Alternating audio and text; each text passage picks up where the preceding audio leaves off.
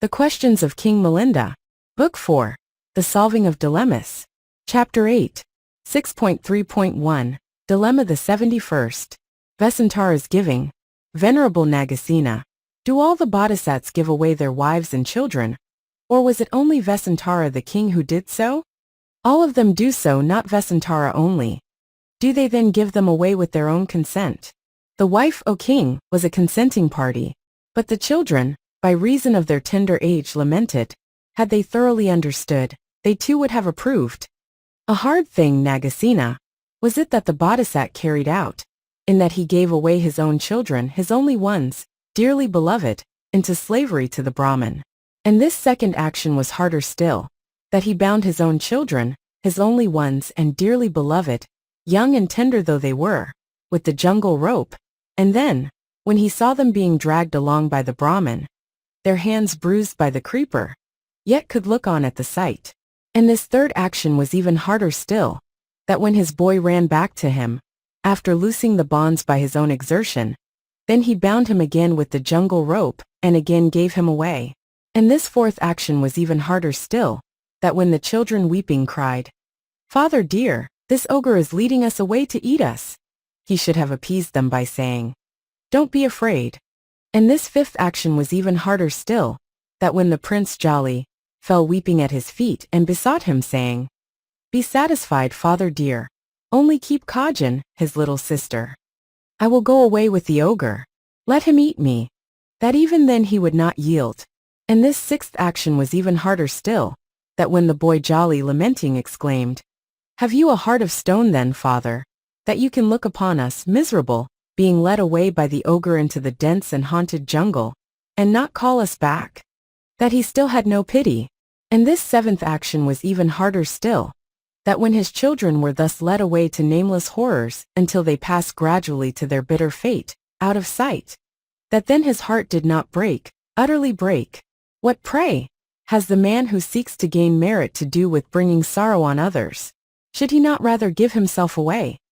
It is because what he did, O king, was so difficult, that the sound of the fame of the bodhisat was spread abroad among gods and men through the 10,000 world systems, that the gods exalt him in heaven, and the Titans in the Titan world, and the Garudas in their abodes, and the Nagas in the Naga world, and the Yakshas where they dwell, that through the ages the reputation of this his glory has been handed down by successive tradition, till now, today, it has reached to this meeting of ours, at which we sitting are, forsooth, disparaging and casting a slur on that gift, debating whether it were well given or ill. But that high praise, O king, shows forth the 10 great qualities of the intelligent and wise and able and subtle-minded bodhisats. And what are the 10? Freedom from greed, the not clinging to any worldly aim, self-sacrifice, renunciation, the never turning back again to the lower state, the equal delicacy and greatness, the incomprehensibility, the rarity, and the peerlessness of Buddhahood. In all these respects is it that the fame of that giving shows forth the great qualities of the bodhisats. What, venerable Nagasena, he who gives gifts in such a way as to bring sorrow upon others, does that giving of his bring forth fruit and happiness? Does it lead to rebirth and states of bliss? Yes, O king. What can be said to the contrary? I pray you, Nagasena, give me a reason for this. Suppose, O king, there were some virtuous Sama or Brahmin, of high character, and he were paralyzed, or a cripple, or suffering from some disease or other, and some man desirous of merit were to have him put into a carriage, and taken to the place he wished to go to. Would happiness accrue to that man by reason thereof? Would that be an act leading to rebirth and states of bliss? Yes, sir. What can be said to the contrary? That man would thereby acquire a trained elephant, or a riding horse, or a bullock carriage, on land a land vehicle, and on water a water vehicle. In heaven a vehicle of the gods, and on earth one that men could use. From birth to birth there would accrue to him that which in each would be appropriate and fit, and joys appropriate would come to him, and he would pass from state to state of bliss, and by the efficacy of that act mounting on the vehicle of Iti, he would arrive at the longed-for goal, the city of Nirvāṇa itself. But then, O king, a gift given in such a way as to bring sorrow upon others does bring forth fruit and happiness, does lead to rebirth and states of bliss. inasmuch as that man by putting the cart bullocks to pain would attain such bliss. And here another reason, O king, for the same thing. Suppose some monarch were to raise from his subjects a righteous tax, and then by the issue of a command were to bestow thereout a gift. Would that monarch, O king, enjoy any happiness on that account? Would that be a gift leading to rebirth in states of bliss? Certainly, sir. What can be said against it? On that account the monarch would receive 100,000-fold.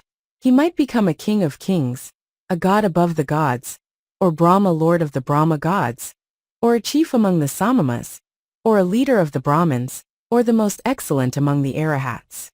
Then, O king, a gift given in such a way as to bring sorrow upon others does bring forth fruit in happiness, does lead to rebirth in states of bliss, inasmuch as that monarch by giving as a gift what was gained by harassing his people with taxation, would enjoy such exceeding fame and glory. But, venerable Nagasena, what was given by Vessantara the king was an excessive gift, in that he gave his own wife as wife to another man, and his own children, his only ones, into slavery to a Brahmin. And excessive giving is by the wise in the world held worthy of censure and of blame. Just Nagasena, as under too much weight the axle-tree of a cart would break, or a ship would sink, as his food would disagree with him who ate too much, or the crops would be ruined by too heavy rain, or bankruptcy would follow too lavish generosity, or fever would come from too much heat, or a man would go mad from excessive lust, or become guilty of an offense through excessive anger, or fall into sin through excessive stupidity, or into the power of robbers through too much avarice, or be ruined by needless fear, or as a river would overflow through excessive inflow, or a thunderbolt fall through too much wind, or porridge boil over through too hot a fire, or a man who wandered about too much would not live long. Just so Nagasena, is excessive giving held by the wise in the world as worthy of censure and of blame. And as King Vessantara's gift was excessive, no good result could be expected from it. Giving exceedingly, O king, is praised, applauded, and approved by the wise in the world, and they who give away anything as a gift just as it may occur to them, acquire fame in the world as very generous givers. Just, O king, as when a man has taken hold of a wild root, which by its extraordinary virtues is divine, that moment he becomes invisible even to those standing within arm's length.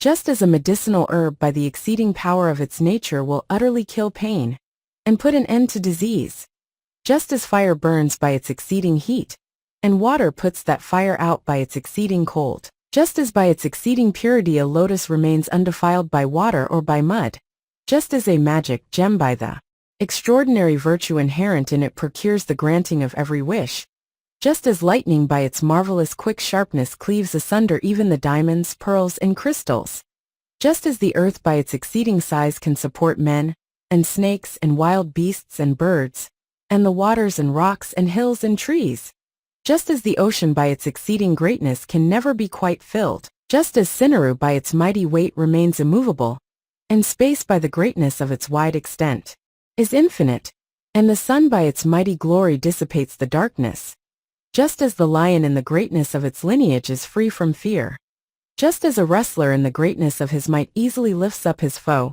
just as a king by the excellence of his justice becomes overlord, and a bhikkhu by reason of his very righteousness becomes an object of reverence to nagas, and yakshas, and men, and maras, just as a Buddha by the excellence of his supremacy is peerless, just so, O king, is exceeding generosity praised, applauded, and approved by the wise in the world, and they who give away anything as a gift, just as it may occur to them, acquire in the world the fame of being nobly generous.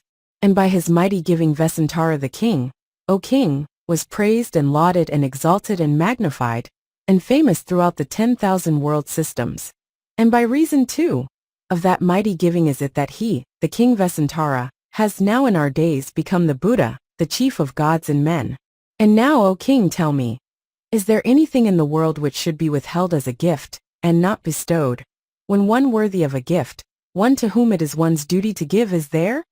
There are 10 sorts of gifts, Nagasena, in the world that are commonly disapproved of as gifts. And what are the 10? Strong drink, Nagasena, and festivals in high places, and women and buffaloes and suggestive paintings and weapons and poison, and chains and fowls and swine and false weights and measures. All these, Nagasena, are disapproved of in the world as gifts, and those who give such presents become liable to rebirth in states of woe. I did not ask you, O king, what kinds of gifts are not approved of. But this, O king, I asked. Is there anything in the world which ought to be withheld, and not bestowed as a gift, if one worthy of a gift were present? No, sir. When faith arises in their hearts, some give food to those worthy of gifts, and some give clothes, and some give bedding, and some give dwellings, and some give mats or robes, and some give slave girls or slaves, and some give fields or premises, and some give bipeds or quadrupeds, and some give 100 or 1,000 or 100,000, and some give the kingdom itself, and some give away even their own life. But then, O king, if some give away even their own lives, why do you so violently attack Vessantara, that king of givers, for the virtuous bestowal of his child and wife?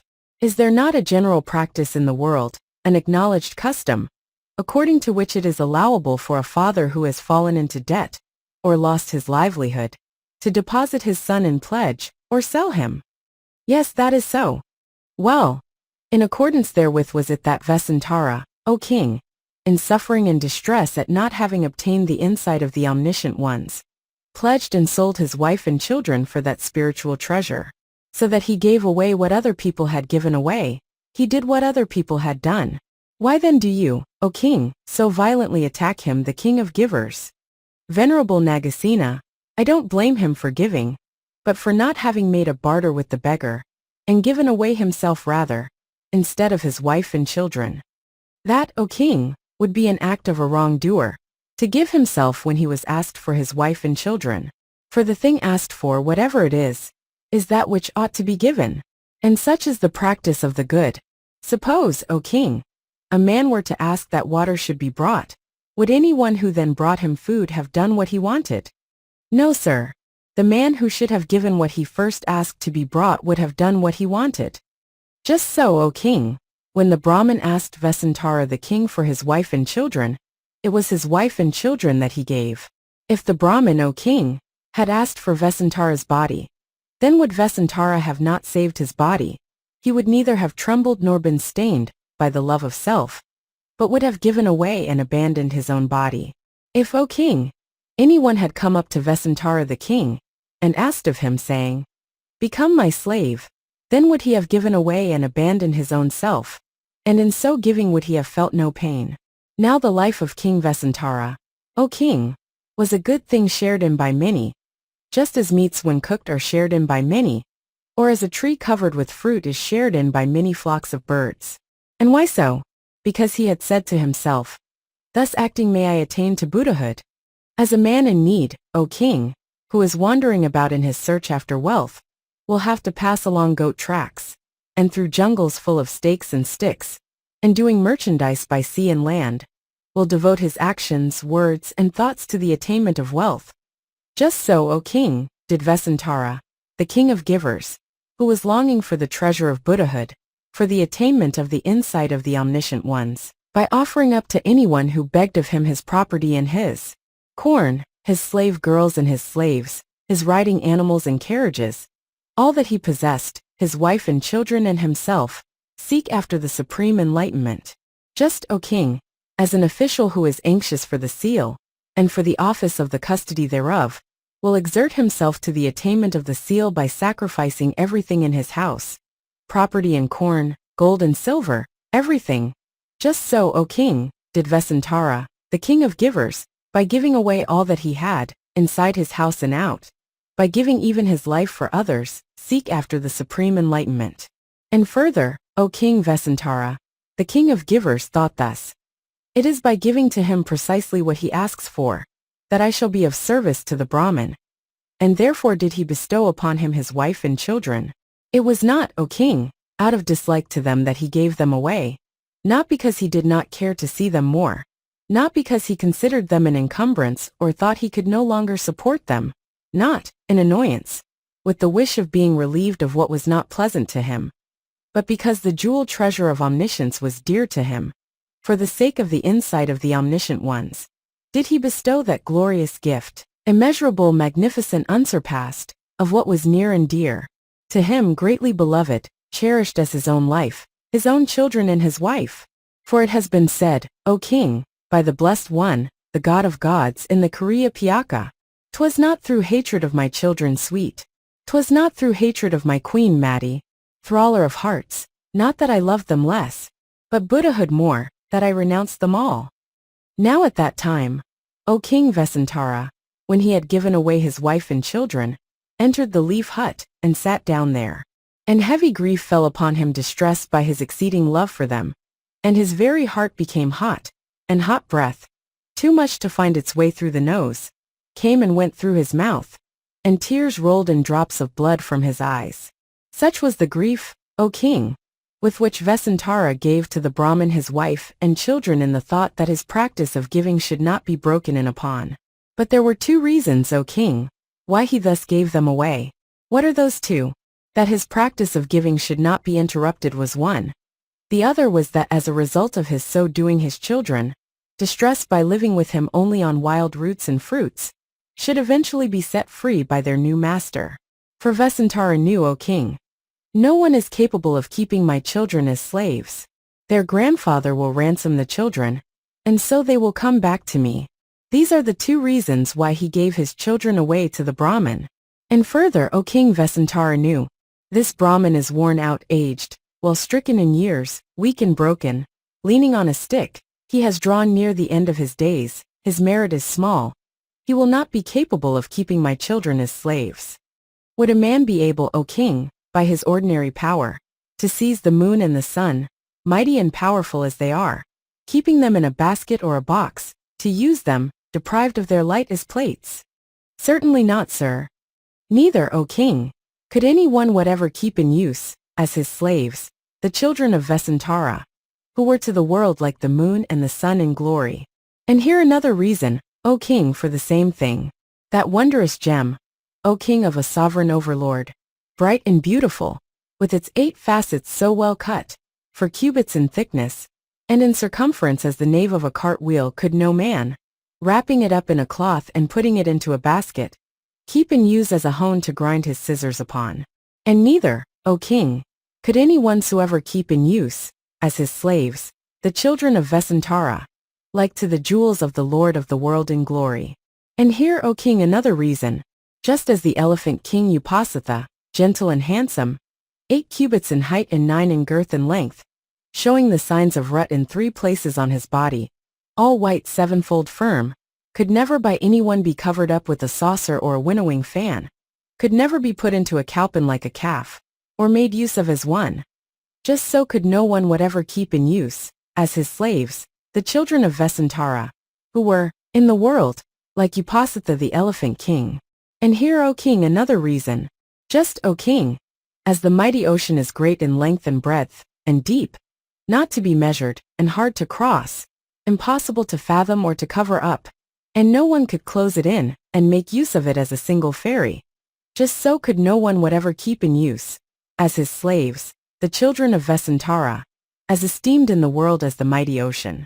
And here another reason, O king, just as the Himalaya, the king of the mountains, 5 leagues high and 3,000 leagues in extent at the circumference, with its ranges of 8 and 40,000 peaks, the source of 500 rivers, the dwelling place of multitudes of mighty creatures, the producer of manifold perfumes, enriched with hundreds of magical drugs, is seen to rise aloft like a cloud in the center of the earth. Like it, O king, could no one whatever keep in use, as his slaves, the children of Vessantara, as esteemed in the world as Himalaya, the mountain king. And here another reason, O king, just as a mighty bonfire burning on a mountain top would be visible afar off in the darkness and the gloom of night, so was Vessantara the king well known among men, and therefore could no one whatever keep in use, as his slaves, the children of so distinguished a man.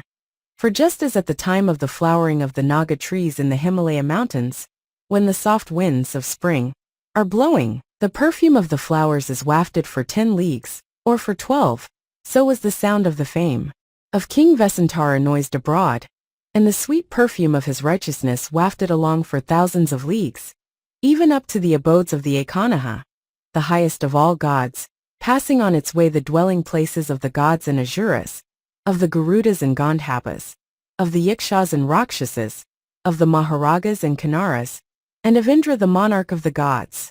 Therefore is it that no one could keep his children as slaves. And the young Prince Jali, O king, was instructed by his father, Vessantara, in these words. When your grandfather, my child, shall ransom you with wealth that he gives to the Brahmin, let him buy you back for 1,000 ounces of gold, and when he ransoms your sister Kajan, let him buy her back for 100 slaves, and 100 slave girls, and 100 elephants, and 100 horses, and 100 cows, and 100 buffaloes, and 100 ounces of gold. And if, my child, your grandfather should take you out of the hands of the Brahmin by word of command, or by force, paying nothing, then obey not the words of your grandfather, but remain still in subjection to the Brahmin. Such was his instruction as he sent him away, and young Jali went accordingly, and when asked by his grandfather said, As worth 1,000 ounces, sir, my father gave me to this man. As worth 100 elephants, he gave the girl Kajan. Well has this puzzle, Nagasena, been unraveled, well has the net of heresy been torn to pieces, well has the argument of the adversaries been overcome, and your own doctrine been made evident, well has the letter of the scriptures been maintained while you have thus explained its spirit. That is so, and I accept it as you say. Here ends the dilemma, as to Vesantara's gift of his wife and children.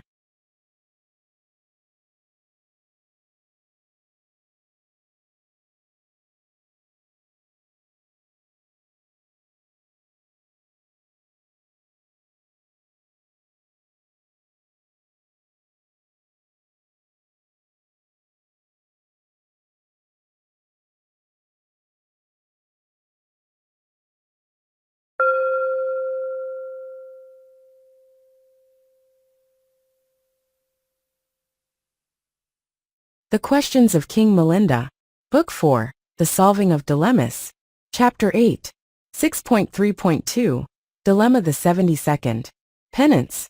Venerable Nagasena, did all the bodhisats go through a period of penance, or only Gautama? Not all, O king, but Gautama did. Venerable Nagasena, if that be so, it is not right that there should be a difference between bodhisat and bodhisat. There are 4 matters, O king, in which there is such difference. And what are the 4? There is a difference as to the kind of family in which they are born. There is a difference as to their place in the period which has elapsed since the succession of Buddhas began. There is a difference as to the length of their individual lives. There is a difference as to their individual size. In these 4 respects, O king, there is a difference between bodhisat and bodhisat. But there is no difference between any of the Buddhas, who are alike in bodily beauty, in goodness of character, in power of contemplation and of reasoning, in emancipation, in the insight arising from the knowledge of emancipation, in the 4 bases of confidence, in the 10 powers of a Tathagata, in the 6-fold special knowledge, in the 14-fold knowledge of Buddha, in the 18 characteristics of a Buddha, in a word, in all the qualities of a Buddha, for all the Buddhas are exactly alike in all the Buddha qualities. But if, Nagasena, that be so, what is the reason that it was only the Gautama Bodhisat who carried out the penance? Gautama the Bodhisat had gone forth from the world, O king, when his knowledge was immature, and his wisdom was immature, and it was when he was bringing that immature knowledge to maturity that he carried out the penance. Why then, Nagasena, was it that he thus went forth with knowledge and with wisdom immatured? Why did he not first mature his knowledge, and then, with his knowledge matured, renounce the world? When the Bodhisat, O king, saw the women of his harem all in disorder, then did he become disgusted, and in him thus disgusted discontent sprang up.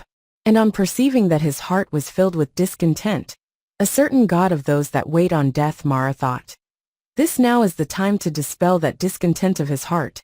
And standing in the air he gave utterance to these words, O honorable one, O fortunate one, be not thou distressed. On the 7th day from this the heavenly treasure of the wheel shall appear to thee, with its 1,000 spokes, its tire, and its nave, complete and perfect.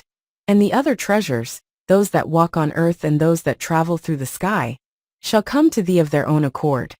And the words of command of thy mouth shall bear sway over the 4 great continents, and the 2,000 dependent isles.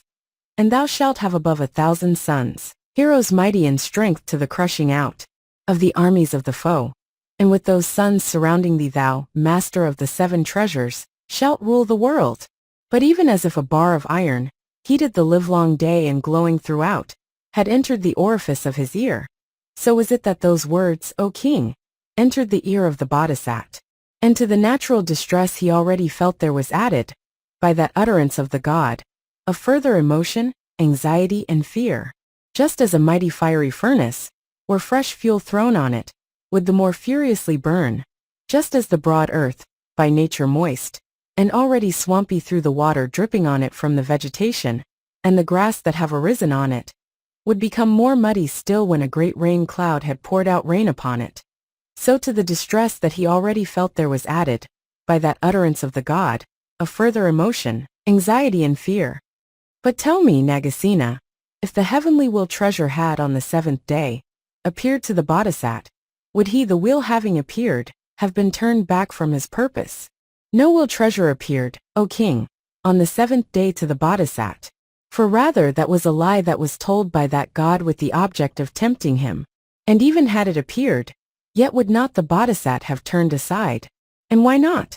Because the Bodhisattva, O king, had firmly grasped the facts of the impermanence of all things, of the suffering inherent in existence as an individual, of the absence of a soul in any being made up of the 5 skandhas, and had thus arrived at the destruction of the attachment to individuality which arises from lust, or from heresy, or from dependence upon outward acts, or from delusions as to the possession of a permanent soul. The water, O king, which flows into the river Ganges from the Anumānapañha lake, and from the Ganges river into the great ocean, and from the great ocean into the openings into the regions under the earth, would that water, after it had once entered that opening, turn back and flow again into the great ocean, and from the great ocean into the Ganges river, and from the Ganges river into the Anumānapañha lake? Certainly not, sir. In the same way, O king, it was for the sake of that last existence of his that the Bodhisattva had matured merit through the immeasurable eons of the past. He had now reached that last birth. The knowledge of the Buddhas had grown mature in him. In 6 years he would become a Buddha, all-knowing, the highest being in the world. Would then the Bodhisattva, for the sake of the wheel treasure, turn back? Certainly not, sir. No, though the great earth, O king, with all its peaks and mountain ranges, should turn back, yet the Bodhisattva would not before he had attained to Buddhahood. Though the water of the Ganges should flow backwards up the stream, yet the Bodhisattva would not turn back before he had attained to Buddhahood. Though the mighty ocean with its immeasurable waters should dry up like the water in the footprint of a cow, yet would not the Bodhisattva turn back before he had attained to Buddhahood. Though Sinnaru, the king of the mountains, should split up into 100 or 1,000 fragments, yet would not the Bodhisattva turn back before he had attained to Buddhahood. Though the moon and sun with all the stars should fall, like a clod upon the ground, yet would not the Bodhisattva turn back before he had attained to Buddhahood. Though the expanse of heaven should be rolled up like a mat, yet would not the Bodhisattva turn back before he had attained to Buddhahood. And why not? Because he had torn asunder every bond. Venerable Nagasena, how many bonds are there in the world? There are these 10 bonds in the world, O king, bound by which men renounce not the world, or turn back again to it. And what are the 10? A mother, O king, is often a bond, and a father, and a wife, and children, and relations, and friends, and wealth, and easy income, and sovereignty, and the 5 pleasures of sense. These are the 10 bonds common in the world, bonds bound by which men renounce not the world or turn back to it. And all these bonds had the Bodhisattva, O king, burst through, and therefore could he not, O king, turn back. Venerable Nagasena, if the Bodhisattva, on discontent arising in his heart at the words of the god, though his knowledge of the 4 truths was yet imperfect, and his insight of a Buddha not mature, did nevertheless go forth into renunciation of the world, of what advantage was penance to him then? Ought he not rather, awaiting the maturity of his knowledge, to have lived in the enjoyment of all suitable foods? There are, O king, these 10 sorts of individuals who are despised and contemned in the world, thought shameful, looked down upon, held blameworthy, treated with contumely, not loved. And what are the 10? A woman without a husband, O king, and a weak creature. and one without friends or relatives and a glutton, and one dwelling in a disreputable family, and the friend of sinners, and he whose wealth has been dissipated, and he who has no character, and he who has no occupation, and he who has no means. These are the 10 despised and contemned in the world, thought shameful, looked down upon, held blameworthy, treated with contumely, not loved. It was on calling these conditions to mind, O king, that this idea occurred to the Bodhisattva. Let me not incur blame among gods and men as being without occupation or without means. Let me as a master in action, held in respect by reason of action, one having the supremacy which arises from action, one whose conduct is based upon action, one who carries action into every concern of life, one who has his dwelling in action, be constant in earnestness. That was the spirit, O king, in which the Bodhisattva, when he was bringing his knowledge to maturity, undertook the practice of penance. Venerable Nagasena, the Bodhisattva, when he was undergoing penance, said thus to himself, "But it is not by this penance severe, that I shall reach the peculiar faculty of the insight arising from the knowledge of that which is fit and noble, that insight beyond the powers of ordinary men. May there not be now some other way to the wisdom of Buddhahood?" Was then the Bodhisattva, at that time, confused in his mind about the way? There are 25 qualities, O king, which are causes of weakness of mind, weakened by which the mind cannot successfully be devoted to the destruction of the asavas, the great evils, lust, becoming, delusion, and ignorance. And what are the 25? Anger, O king, and enmity, and hypocrisy, and conceit, and envy, and avarice, and deceit, and treachery, and obstinacy, and perverseness, and pride, and vainglory, and the intoxication of exalted ideas about birth or health or wealth, and negligence in well-doing, and intellectual inertness or bodily sloth, and drowsiness and idleness, and friendship with sinners, and forms and sounds and odors, and tastes and sensations of touch, and hunger, and thirst and discontent.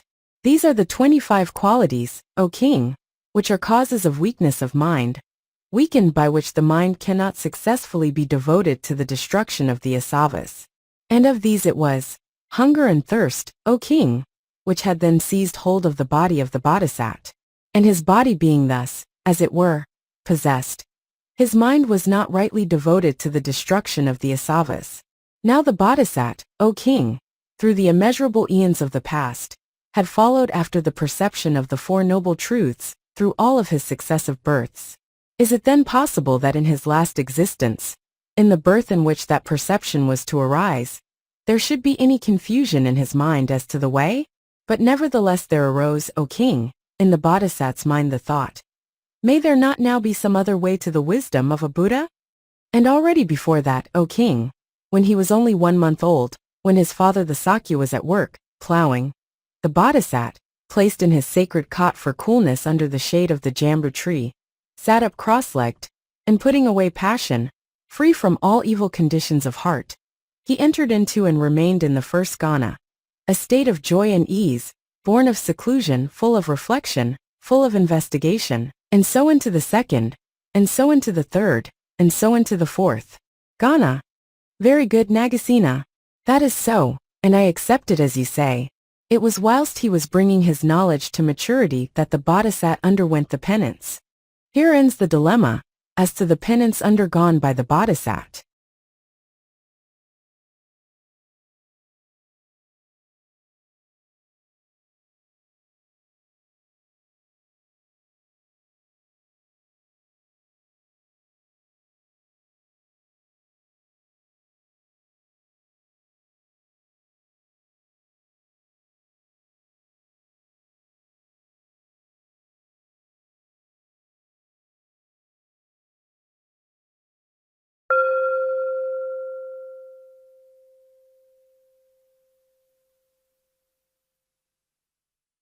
The Questions of King Milinda, Book 4, The Solving of Dilemmas, Chapter 8, 6.3.3, Dilemma the 73rd, Virtue Stronger Than Vice. Venerable Nagasena, which is the more powerful, virtue or vice? Virtue, O king. That is a saying, Nagasena, which I cannot believe that virtue is more powerful than vice. For there are to be seen here in the world men who destroy living creatures, who take to themselves what has not been given, who walk in evil in their lusts, who speak lies, who commit gang robberies on whole villages, who are highwaymen, sharpers and swindlers. And these all according to their crimes suffer the cutting off of their hands, or their feet, or their hands and feet, or their ears, or their nose, or their ears and nose, or the gruel pot, or the chink crown, or the raha's mouth, or the fire garland, or the hand torch, or the snake strips, or the bark dress, or the spotted antelope, or the flesh hooks, or the penny cuts, or the brine slits, or the bar turn, or the straw seat, or they are anointed with boiling oil, or eaten by dogs, or are impaled alive, or are beheaded with a sword. Some of them sin one night, and that night experience the fruit of their sin. Some sinning by night experience the next day. Some sinning one day experience that day. Some sinning by day experience that night. Some experience when 2 days or 3 have elapsed. But all experience in this present visible world the result of their iniquity. And is there any one, Nagasena, who from having provided a meal with all its accessories for 1, or 2, or 3, or 4, or 5, or 10, or 100, or 1,000 members of the order, has enjoyed in this present visible world wealth or fame or happiness? Is there any one who, from righteousness of life, or from observance of the Upasatha, has received bliss even in this life?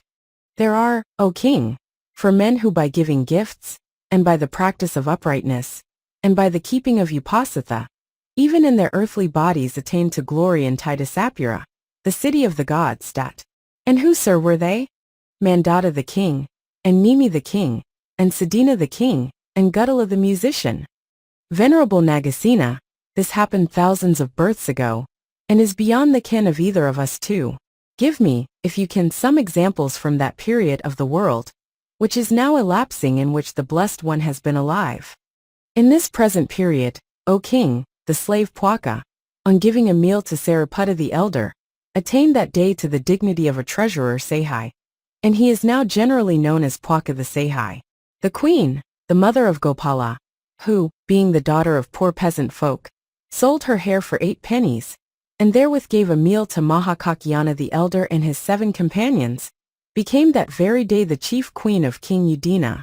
Sapiya, the believing woman, cut flesh from her own thigh to provide broth for a sick bhikkhu, and on the very next day the wound closed up, and the place became cured, with skin grown over it.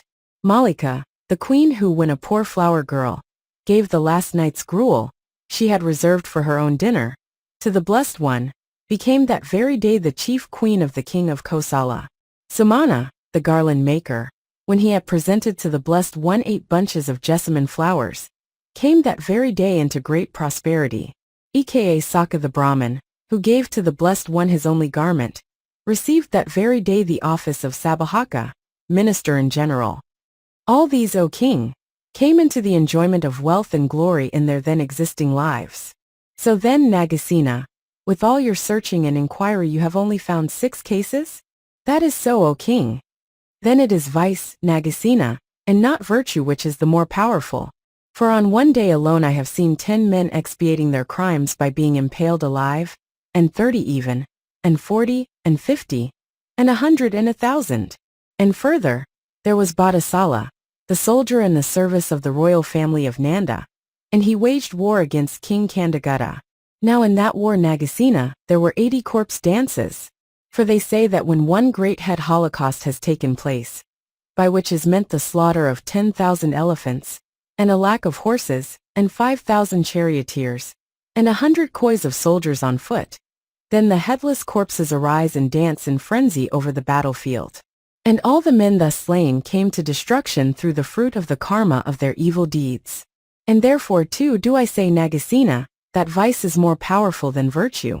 And have you heard, Nagasena, that in all this dispensation, since the time of Gautama the Buddha, the giving by the Kosala king has been unequaled? Yes, I have heard so, O king. But did he, Nagasena, on account of his having given gifts so unequaled, receive in this present life wealth, or glory, or happiness? No, O king, he did not. Then in that case surely, Nagasena, vice is more powerful than virtue. Vice, O king, by reason of its meanness dies quickly away, but virtue, by reason of its grandeur, takes a long time to die. And this can be further examined into by a metaphor. Just, O king, as in the west country the kind of corn called Milindapañha, ripening quickly and being garnered in a month, is called masalu, got in a month. But the rices only come to perfection in 6 months or 5. What then is the difference? What the distinction herein between Milindapañha and rice? The one is a mean plant, sir, the other a grand one. The rices are worthy of kings, meat for the king's table. The other is the food of servants and of slaves. Just so, O king, it is by reason of its meanness that vice dies quickly away, but virtue by its grandeur takes a long time to die. But, Nagasena, it is just those things which come most quickly to their end, which are in the world considered the most powerful. And so still vice must be the more powerful, not virtue. Just, Nagasena, as the strong man who, when he enters into a terrible battle, is able the most quickly to get hold of his enemies' heads under his armpit, and dragging them along to bring them prisoners to his lord. That is the champion who is regarded in the world as the ablest hero. Just as that surgeon who is able the most quickly to extract the dart and allay the disease is considered the most clever, just as the accountant who is able with the greatest speed to make his calculations, and, with most rapidity to show the result, is considered the cleverest counter. Just as the wrestler who is able the most quickly to lift his opponent up and make him fall flat on his back is considered the ablest hero. Just so, Nagasena, it is that one of these two things, virtue and vice, which most quickly reaches its end, that is, in the world the more powerful of the two. The karma of both the two, O king, will be made evident in future births. But vice besides that will by reason of its guilt be made evident at once, and in this present life. The rulers, Kshatriyas, of old, O king, established this decree. Whosoever takes life shall be subject to a fine, and whosoever takes to himself what has not been given, and whosoever commits adultery, and whosoever speaks lies, and whosoever is a dacoit, and whosoever is a highwayman, and whosoever cheats and swindles. Such men shall be liable to be fined or beaten or mutilated or broken or executed. And in pursuance thereof they held repeated inquiry, and then adjudged one or other punishment accordingly. But, O king, has there ever been by anyone a decree promulgated? Whosoever gives gifts, or observes a virtuous life, or keeps upasatha, to him shall wealth be given or honors? And do they make continued inquiry, and bestow wealth or honors accordingly, as they do stripes or bonds upon a thief? Certainly not, sir. Well, if they did so, then would virtue too be made evident even in this life. But as they neither make such inquiry concerning givers, nor bestow wealth and honors upon them, therefore is virtue not manifested now. And this is the reason, O king, why vice is made known in this life, whereas he, the giver, receives the more abundantly in the lives to come. And therefore it is virtue which, through the distinctions brought about by karma, is by far the more powerful of the two. Very good, Nagasena. Only by one wise as you could this puzzle have been so well solved. The problem put by me in worldly sense have you in transcendental sense made clear. Here ends the dilemma as to virtue and vice.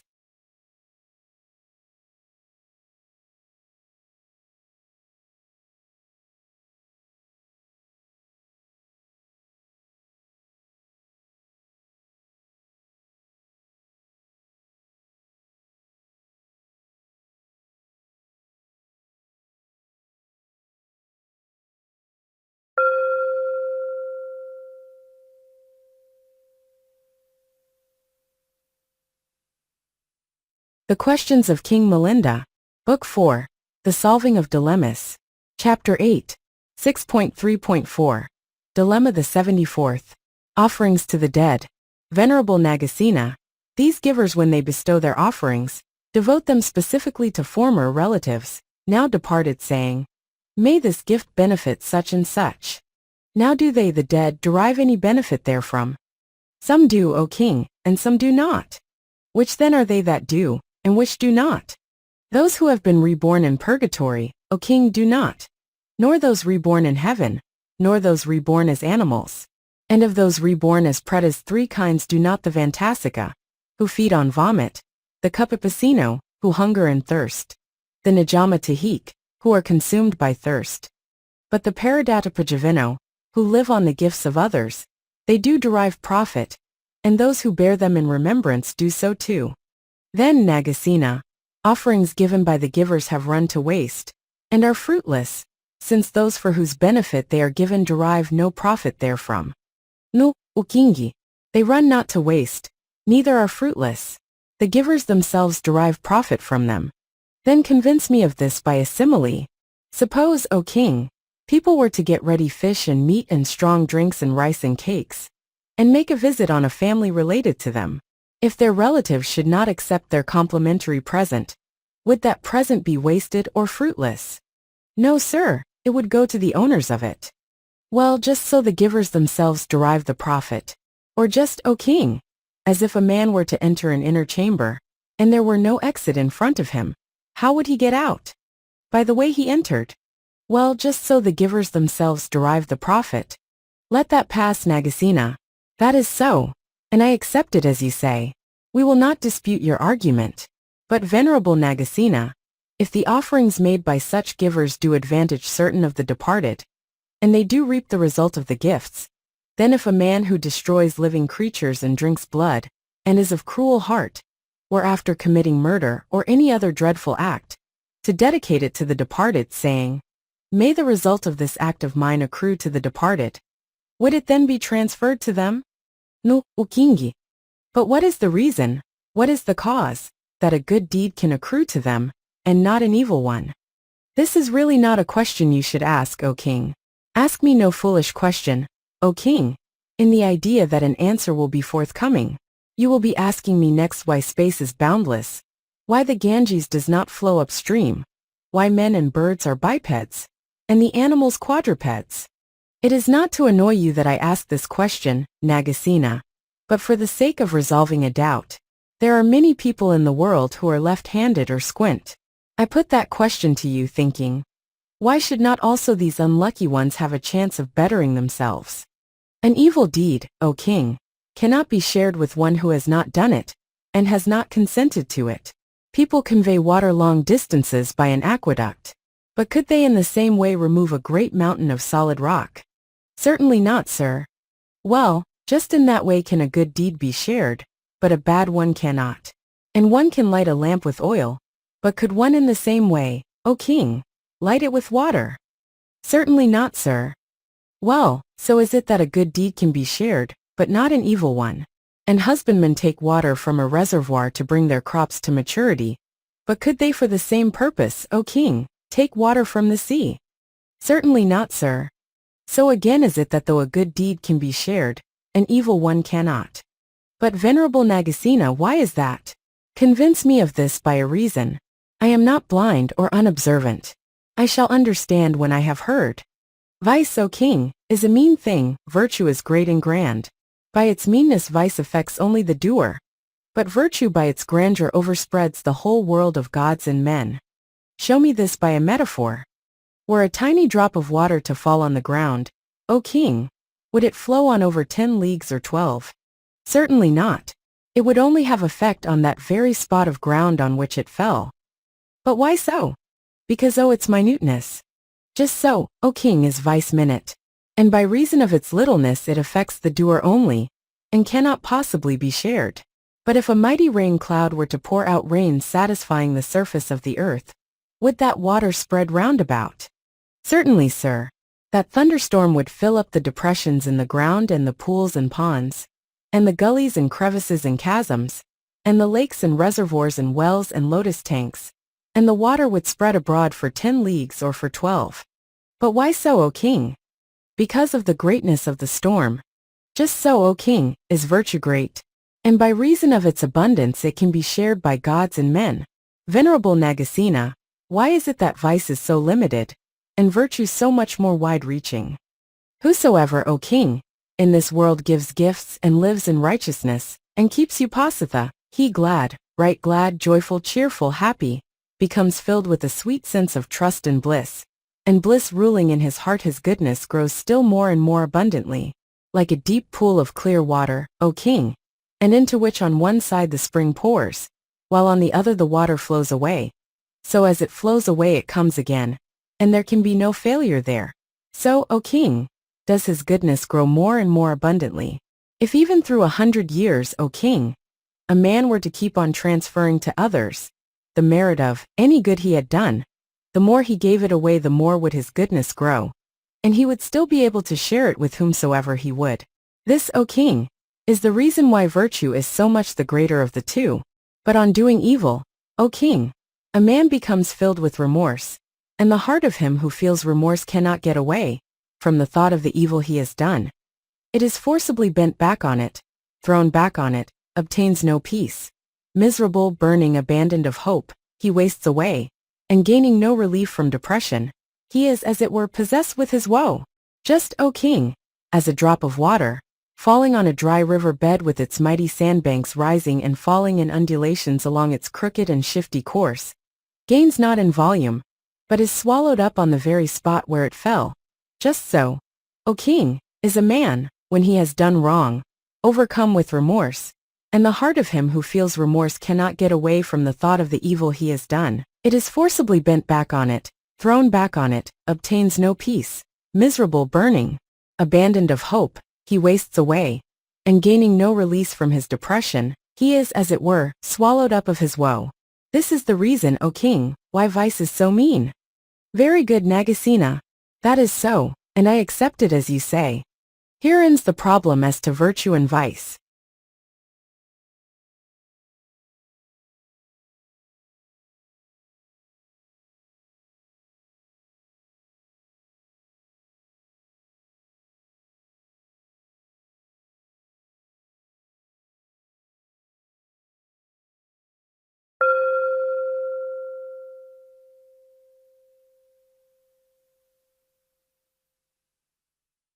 The Questions of King Milinda.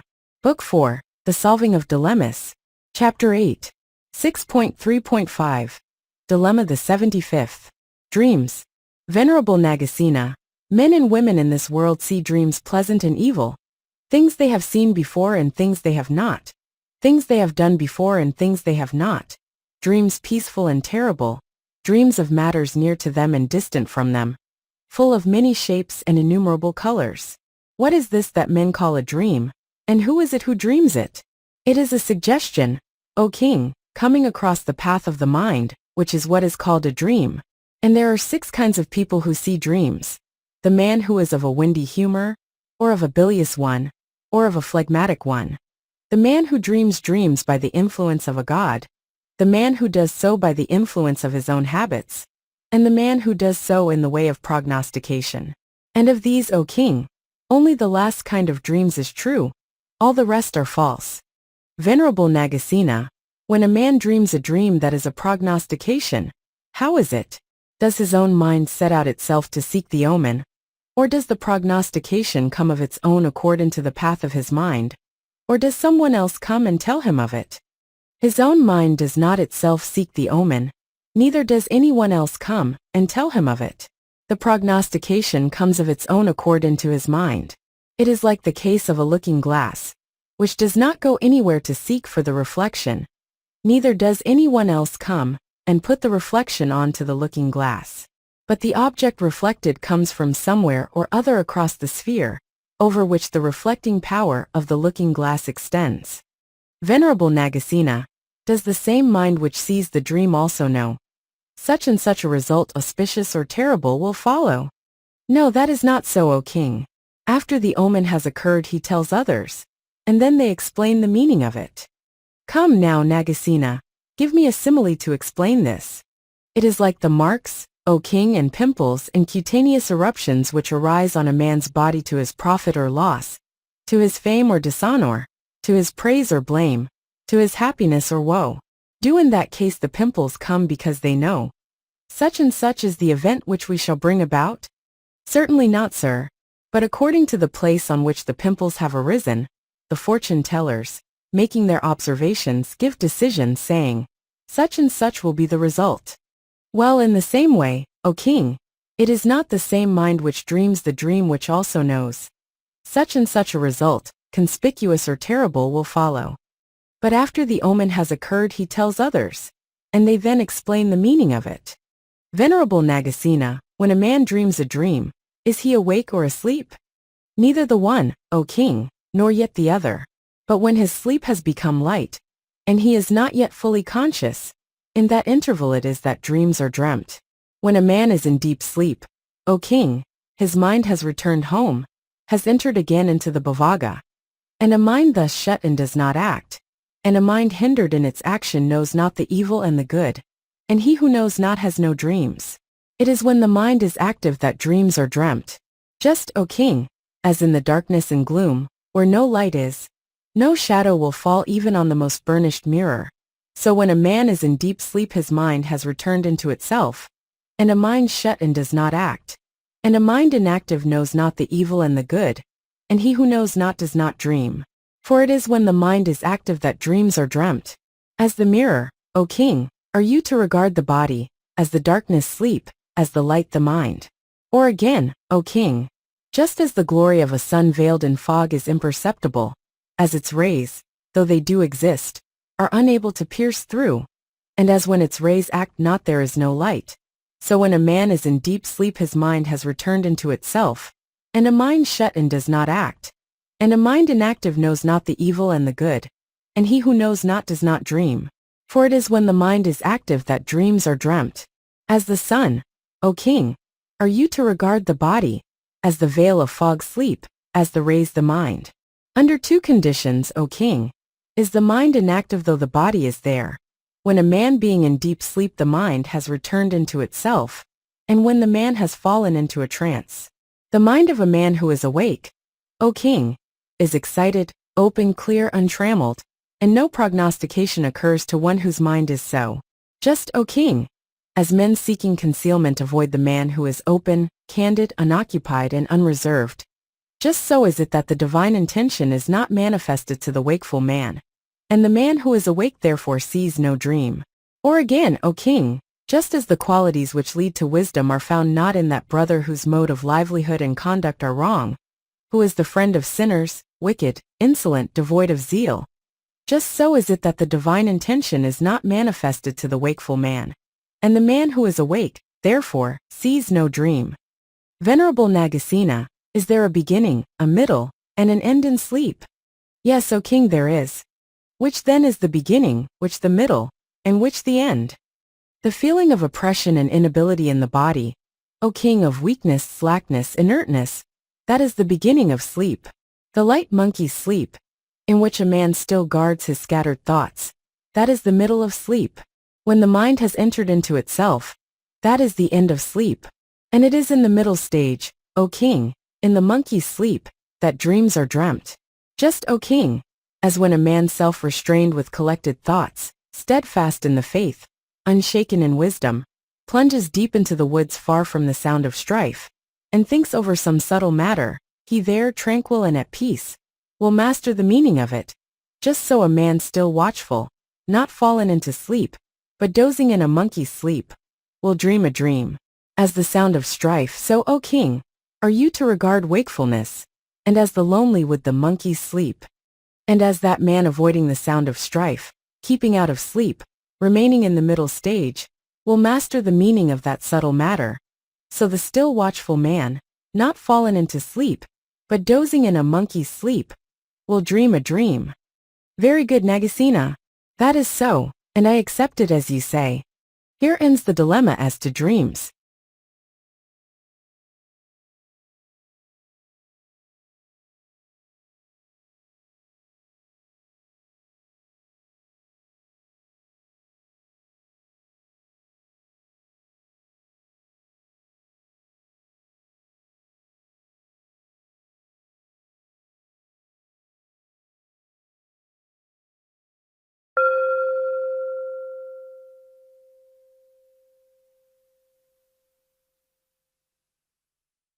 The Questions of King Milinda, Book 4, The Solving of Dilemmas, Chapter 8, 6.3.6, Dilemma the 76th, Premature Death.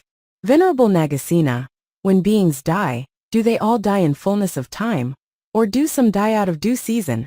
There is such a thing, O king, as death at the due time, and such a thing as premature death. Then who are they whose decease is at the due time, and who are they whose decease is premature? Have you ever noticed, O king, in the case of mango trees or bamboo trees or other fruit-bearing trees, that their fruits fall both when they are ripe and when they are not ripe? Yes, I have. Well, those fallen fruits, do they all fall at the due time, or do some fall prematurely? Such of those fruits, Nagasena, as are ripe and mature when they fall in fullness of time. But of the rest some fall because they are bored into by worms, some because they are knocked down by a long stick, some because they are blown down by the wind, some because they have become rotten, and all these fall out of due season. Just so, O king, those men who die of the effect of old age, they die in fullness of time. But of the rest some die of the dire effect of the karma, of evil deeds, some of excessive journeying, some of excessive activity. Venerable Nagasena, those who die of karma, or of journeying, or of activity, or of old age, they all die in fullness of time. And even he who dies in the womb, that is his appointed time, so that he too dies in fullness of time. And so of him who dies in the birth chamber, or when he is a month old, or at any age up to 100 years. It is always his appointed time, and it is in the fullness of time that he dies. So Nagasena, there is no such thing as death out of due season. For all who die, die at the appointed time. There are 7 kinds of persons, O king, who, there being still a portion of their appointed age to run, die out of time. And which are the 7? The starving man, O king, who can get no food, whose inwards are consumed, and the thirsty man who can get no water, whose heart is dried up, and the man bitten by a snake, who, when consumed by the fierce energy of poison, can find no cure, and he who has taken poison, and when all his limbs are burning, is unable to procure medicine, and one fallen into fire, who when he is aflame, can find no means of putting out the fire, and he who having fallen into water can find no firm ground to stand on, and the man wounded by a dart, who in his illness can find no surgeon. All these 7, there being still a portion of their appointed time to run, die out of due season. And herein, in all these 7 cases, I declare that they are all of one nature. In 8 ways, O king, does the death of mortals take place: through excess of windy humor, or of bilious humor, or of phlegmatic humor, through the adverse union of these 3, through variations in temperature, through inequality in protection, through medical treatment, and through the working of karma.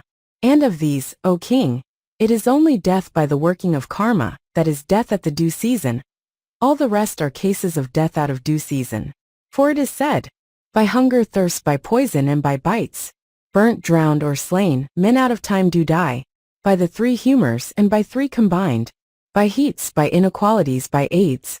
By all these 7 men die out of time. But there are some men, O king, who die through the working of some evil deed, or other they have committed in a former birth. And of these, O king, whosoever has starved others to death, after having been himself through many hundreds of thousands of years tormented by hunger, famished, exhausted, emaciated and withered of heart, dried up, wasted away, heated, and all on fire within, will, either as youth or man or old man, die of hunger too. And that death will be to him a death at the appointed time. Whosoever has put others to death by thirst, after having through many hundreds of thousands of years become a preda consumed by thirst, thin and miserable, will himself too, either as youth or man or old man, die of thirst. And that death will be to him a death at the appointed time. Whosoever has put others to death by having them bitten by snakes, will, after wandering through many hundreds of thousands of years from existence to existence, in which he is constantly bitten by boa constrictors and black snakes, himself too, either as youth or man or old man, die of snake bite. And that will be to him a death at the appointed time. Whosoever has put others to death by poison will, after existing for many hundreds of thousands of years with burning limbs and broken body, and exhaling the odor of a corpse, himself too, either as youth or man or old man, die of poison. And that will be to him a death at the appointed time. Whosoever has put others to death by fire, he having wandered from purgatory to purgatory, from one mass of burning charcoal to another, with burning and tortured limbs, for many hundreds of thousands of years, will himself too, either as youth or man or old man, be burnt to death. And that will be to him a death at the appointed time.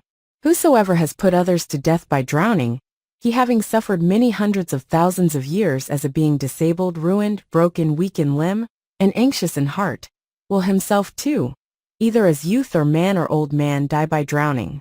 And that will be to him a death at the appointed time.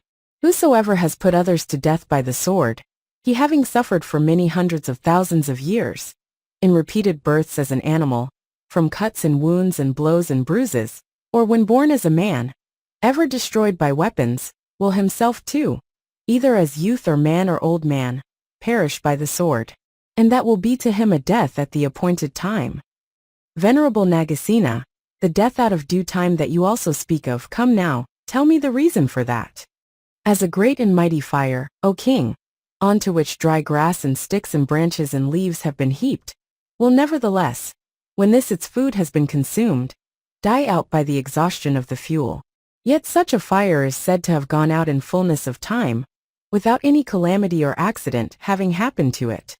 Just so, O king, the man who, when he has lived many thousands of days, when he is old and stricken in years, dies at last of old age, without any calamity or accident having happened to him, is said to have reached death in the fullness of time.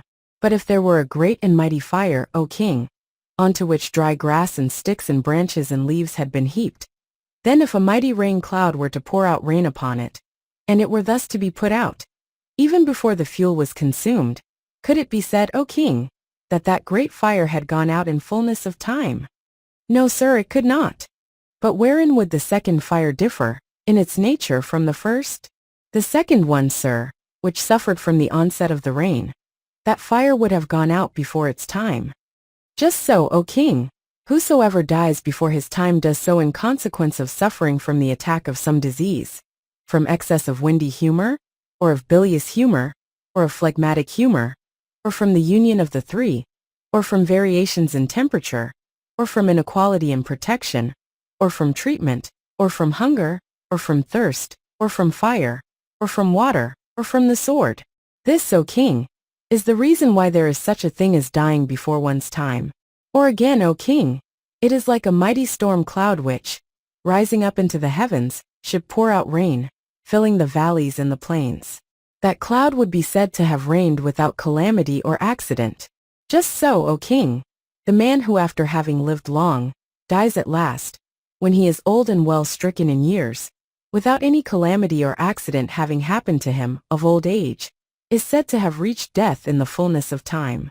But if, O king, a mighty storm cloud were to rise up into the heavens, and as it did so were to be dissipated by a mighty wind, could it be said, O king, that that cloud had perished in due time? No, sir, it could not. But wherein would the second cloud differ in its nature from the first? The second one, sir, which suffered from the onset of the whirlwind, would have been dissipated before its time. Just so, O king, whosoever dies before his time does so in consequence of suffering from the attack of some disease, from excess of windy humor, or of bilious humor, or of phlegmatic humor, or from the union of the three, or from variations in temperature, or from inequality in protection, or from treatment, or from hunger, or from thirst, or from fire, or from water, or from the sword. This, O king, is the reason why there is such a thing as dying before one's time. Or again, O king, it is like a powerful and deadly snake, which being angered should bite a man, and to him that poison, no impediment and no accident happening to it, should bring death. That poison would be said, without impediment or accident, to have reached its aim. Just so, O king, the man who, having lived long, dies at last, when he is old and well stricken in years, without any calamity or accident having happened to him, of old age, he is said to have reached, unimpeded and uninterrupted, to the goal of his life, to have died in the fullness of time. But if a snake charmer were to give a drug to the man while he was suffering from the bite, and thus get rid of the poison, could it be said that the poison was removed in the fullness of time? No, sir, it could not. But wherein, O king, would the second poison differ in its nature from the first? The second one, sir, which was acted upon by the introduction of the drug, would have been removed before its end was attained. Just so, O king, whosoever dies before his time does so in consequence of suffering from the attack of some disease, from excess of windy humor, or of bilious humor, or of phlegmatic humor, or from the union of the three, or from variations in temperature, or from inequality in protection, or from treatment, or from hunger, or from thirst, or from fire, or from water, or from the sword. This, O king, is the reason why there is such a thing as dying before one's time. Or again, O king, it is like the arrow discharged by an archer. If that arrow should go to the very end of the line of the path along which it was natural for it to go, then it would be said to have reached that aim, without let or hindrance. Just so, O king, the man who, having lived long, dies at last, when he is old and well stricken in years, without any calamity or accident having happened to him, of old age, is said to have reached death, unimpeded and uninterrupted, in the fullness of time. But if at the moment when the archer was discharging the arrow, someone should catch hold of it, could that arrow be said to have reached the end of the line of the path along which it was shot? No, sir, it could not. But wherein, O king, would the second arrow differ in its nature from the first? By the seizure which intervened, sir, the course of the second arrow was arrested. Just so, O king, whosoever dies before his time does so in consequence of suffering from the attack of some disease, from excess of windy humor, or of bilious humor, or of phlegmatic humor, or from the union of the three, or from variations in temperature, or from inequality in protection, or from treatment, or from hunger, or from thirst, or from fire, or from water, or from the sword. This, O king, is the reason why there is such a thing as dying before one's time. Or again, O king, it is like the brazen vessel which a man should strike, and by his striking thereof a note should be produced, and sound to the very end of the line of the path, along which it was its nature to sound. It would then be said to have reached that aim without let or hindrance. Just so, O king, the man who, having lived long, dies at last, when he is old and well stricken in years, without any calamity or accident having happened to him, of old age, is said to have reached death, without let or hindrance, in the fullness of time.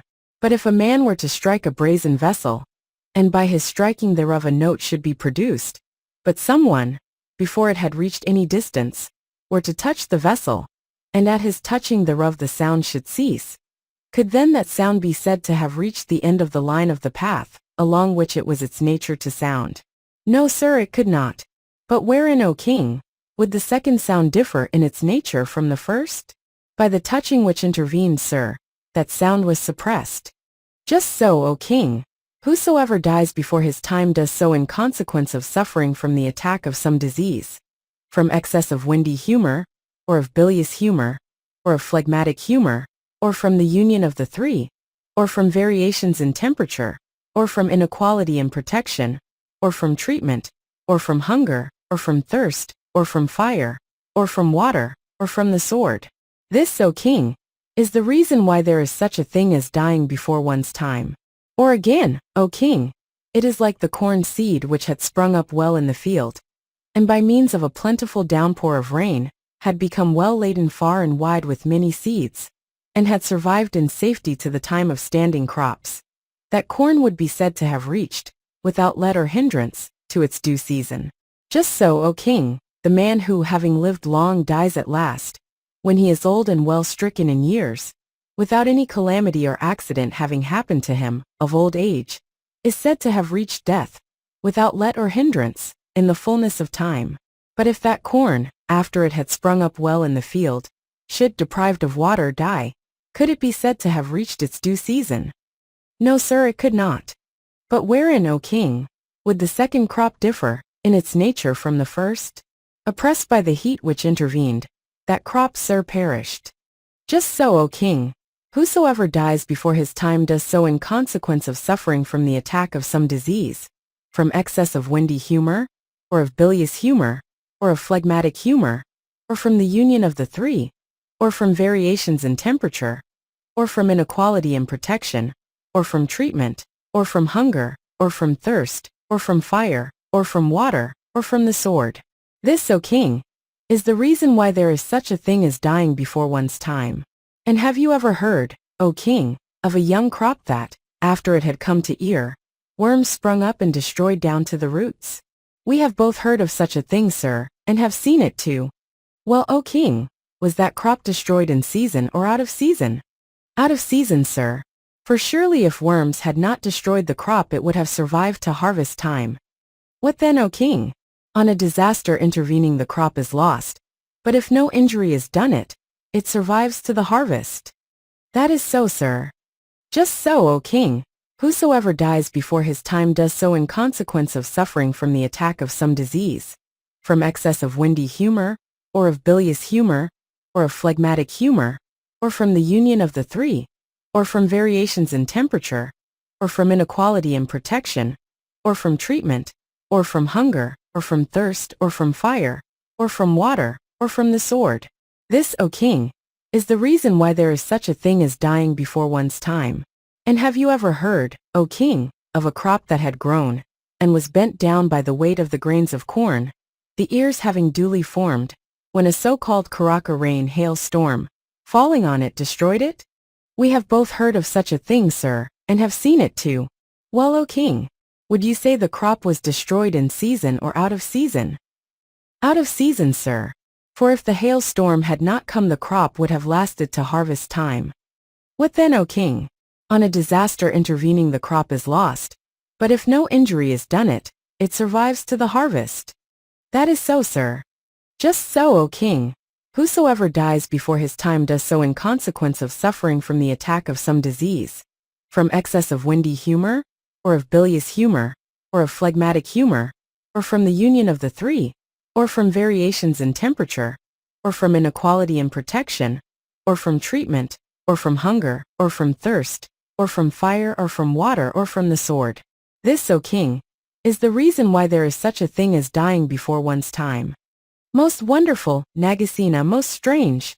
Right well have you explained by reason and by simile how it is that people die before their time. That there is such a thing as premature death, have you made clear and plain and evident. A thoughtless man even, Nagasena, a puzzle-headed fellow, could by any one of your comparisons have come to the conclusion that premature deaths do occur. How much more an able man? I was convinced already, sir, by the first of your similes, that such deaths happen, but nevertheless, out of the wish to hear still further and further solutions, I would not give in. Here ends the dilemma as to premature deaths.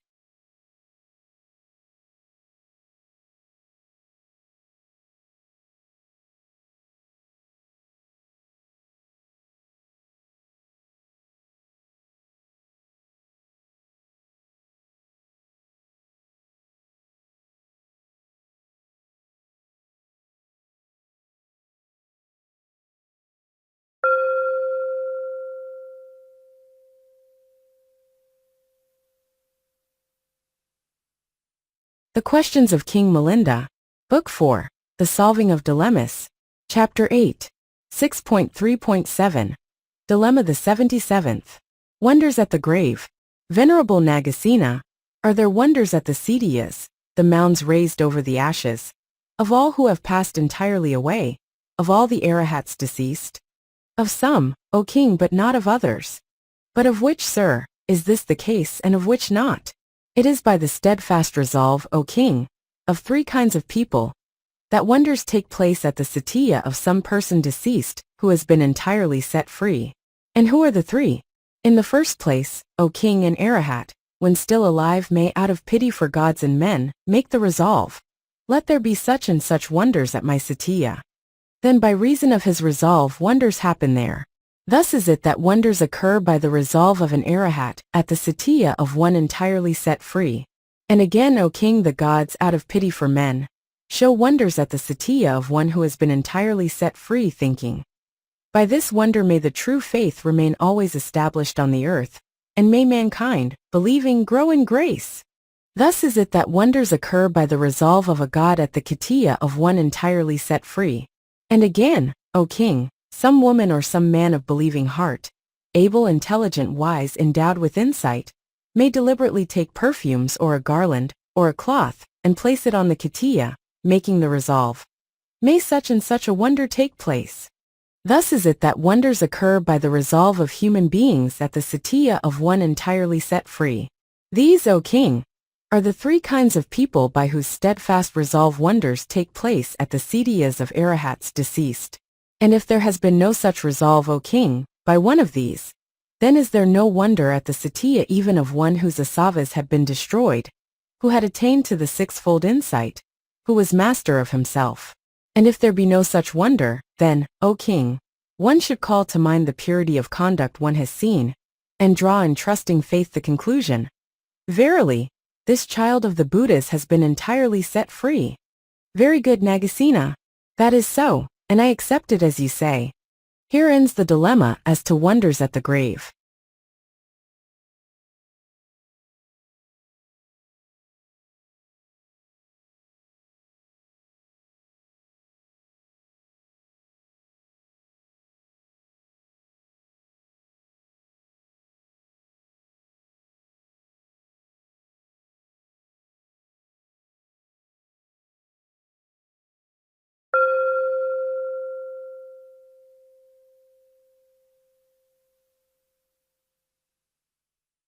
The Questions of King Milinda, Book 4, The Solving of Dilemmas, Chapter 8, 6.3.8, Dilemma the 78th, Conversion and Conduct.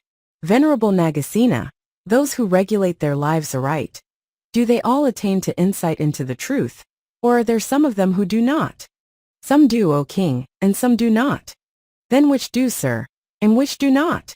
He who is born as an animal, O king, even though he regulate his life aright, will not attain to insight into the truth, nor he who is born in the Preta world, nor he who holds wrong views, nor the deceitful man, nor he who has slain his mother, or his father, or an arahat, nor he who has raised up a schism in the order, nor he who has shed a Buddha's blood, nor he who has furtively attached himself to the order, nor he who has become a pervert, nor he who has violated a sister of the order, nor he who, having been guilty of one or other of the 13 grievous offenses, has not been rehabilitated, nor a eunuch, nor an hermaphrodite.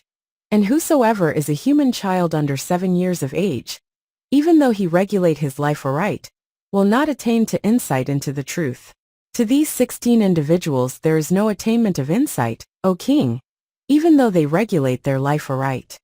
Venerable Nagasena, there may or may not be a possibility of insight to the 15 you have first singled out for opposition. But what is the reason why an infant, one under 7 years of age, should not, even though he regulate his life aright, attain to insight? Therein there is still a puzzle left. For is it not admitted that in a child there is not passion, neither malice, nor dullness, nor pride, nor heresy, nor discontent, nor lustful thoughts? Being undefiled by sin, that which we call an infant is fit and ready to the attainment even of arahatship. How much more is he worthy to penetrate at a glance into the four truths?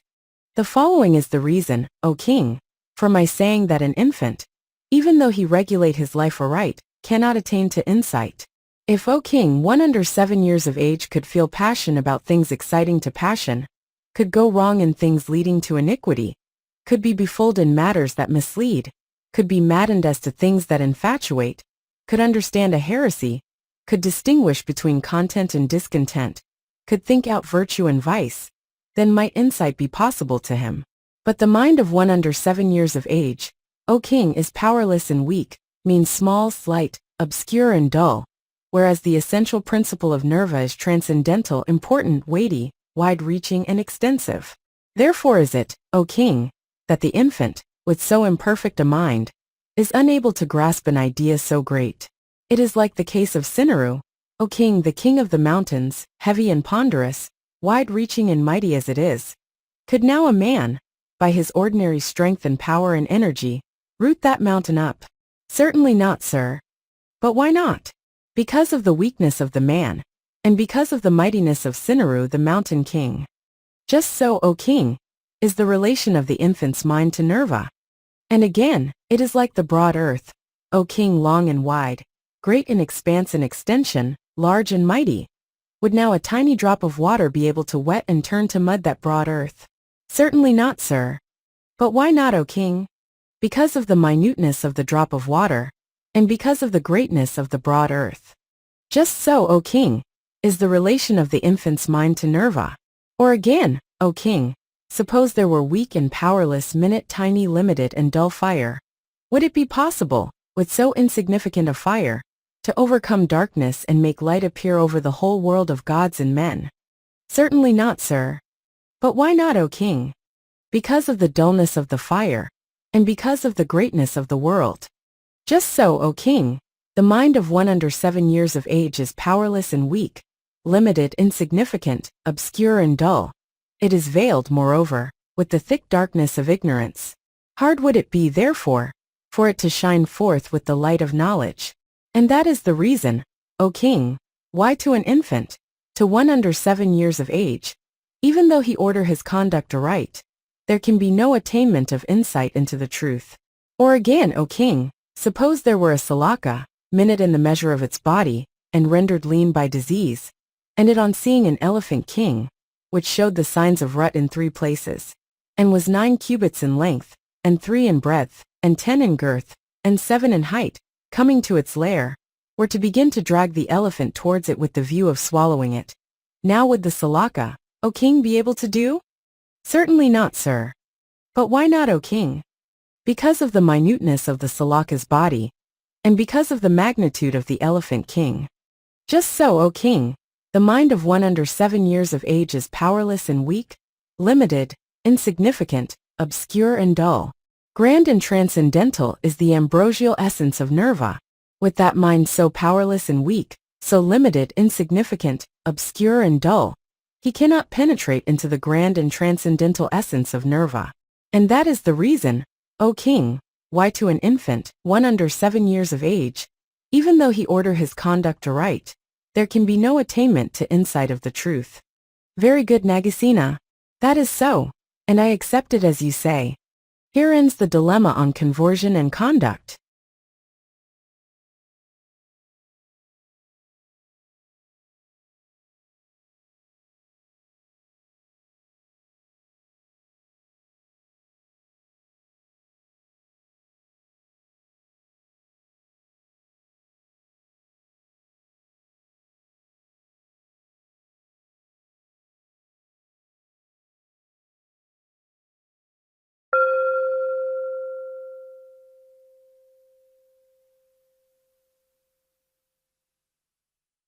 The Questions of King Milinda, Book 4, The Solving of Dilemmas, Chapter 8, 6.3.9, Dilemma the 79th, The Pain of Nirvāṇa.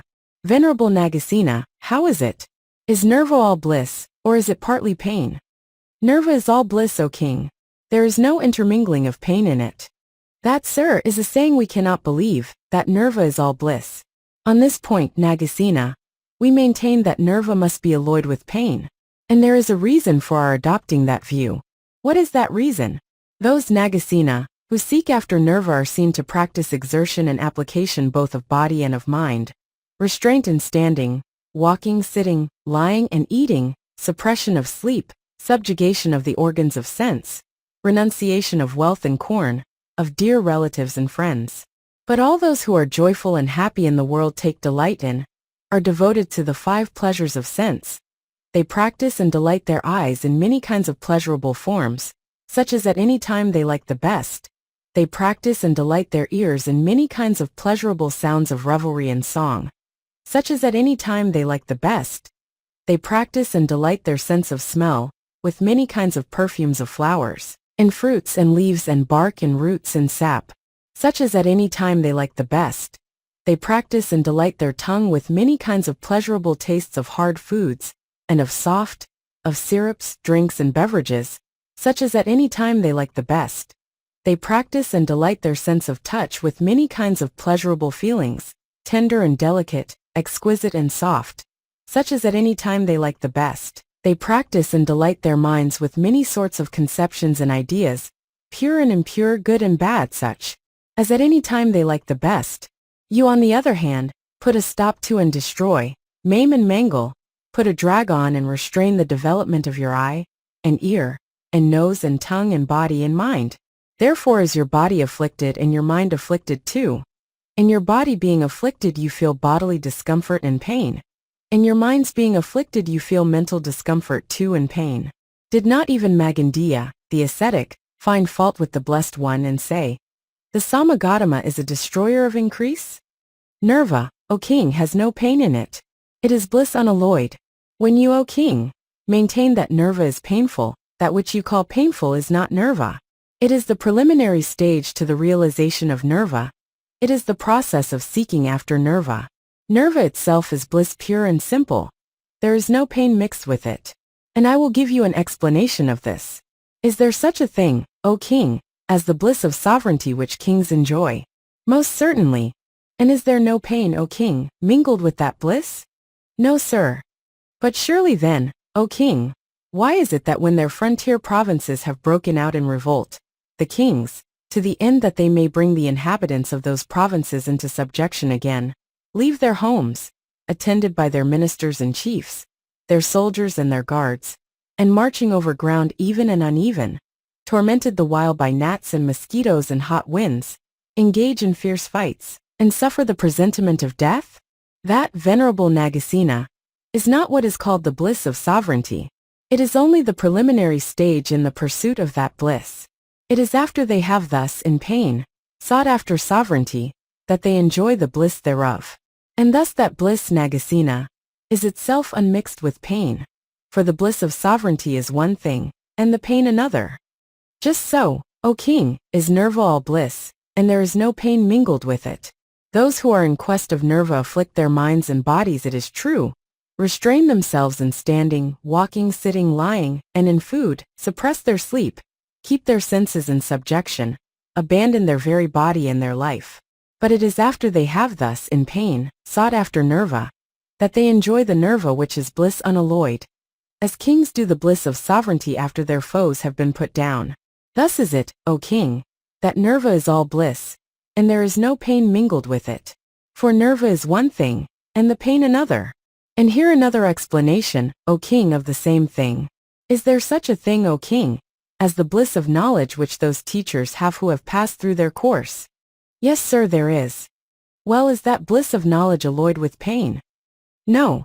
What then, O king, is the good of their afflicting themselves by bowing down before and standing up in the presence of their teachers, by drawing water, and sweeping out the cell, and placing toothsticks and washing water ready, by living upon scraps left over, by doing service in shampooing, and bathing, and washing of the feet, by suppressing their own will, and acting according to the will of others, by sleeping in discomfort, and feeding on distasteful food? That, Nagasena, is not the bliss of knowledge, it is a preliminary stage in the pursuit thereof. It is after the teachers have, in pain, sought after knowledge, that they enjoy its bliss. Thus is it, Nagasena, that the bliss of knowledge is unalloyed with pain. For that bliss of knowledge is one thing, and the pain another. Just so, O king, is Nirvāṇa all bliss, and there is no pain mingled with it. Those who are in quest of Nirvāṇa afflict their minds and bodies, it is true, restrain themselves in standing, walking, sitting, lying, and in food, suppress their sleep, keep their senses in subjection, abandon their very body and their life. But it is after they have thus, in pain, sought after Nirvāṇa, that they enjoy the Nirvāṇa which is bliss unalloyed, as teachers do the bliss of knowledge. Thus is it, O king, that Nirvāṇa is all bliss, and there is no pain mingled with it. For Nirvāṇa is one thing, and the pain another. Very good, Nagasena. That is so, and I accept it as you say. Here ends the dilemma, as to the pain of Nirvāṇa.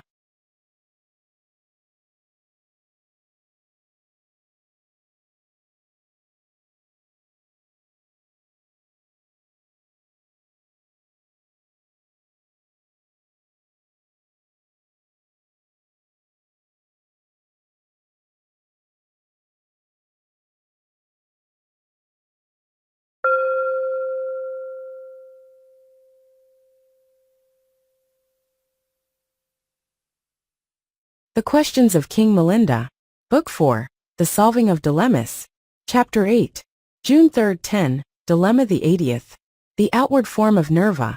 Venerable Nagasena, this Nirvāṇa that you are always talking of, can you make clear by metaphor, or explanation, or reason or argument, the form or figure, or duration or measure of it?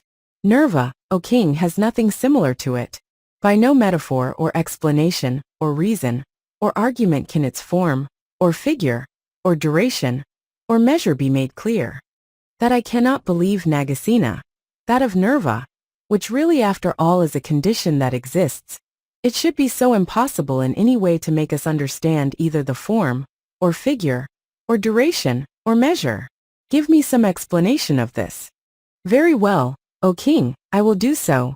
Is there such a thing, O king, as the great ocean? Yes, the ocean exists. Well, suppose someone were to ask you, saying, how much water is there, your majesty, in the sea, and how many are the creatures that dwell therein? When that question had been put, how would you answer him? I should reply thus to such a question. My good fellow, this is an unaskable thing that you ask me. No one ought to ask such a question. It is a point that should be left alone. The physicists have never examined into the ocean in that way, and no one can measure the water there, or count the creatures who dwell therein. Thus, sir, should I make reply. But why, O king, would you make such a reply about the ocean which, after all, is really an existing condition of things? Ought you not rather to count and tell him, saying, so and so much is the water in the sea, and so many are the creatures that dwell therein? That would be impossible, sir.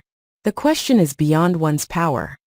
As impossible as it is, O king, to tell the measure of the water in the sea, or the number of the creatures dwelling therein, though after all the sea exists, so impossible is it in any of the ways you suggest to tell the form, or figure, or duration, or measure of Nirvāṇa, though after all it is a condition that does exist.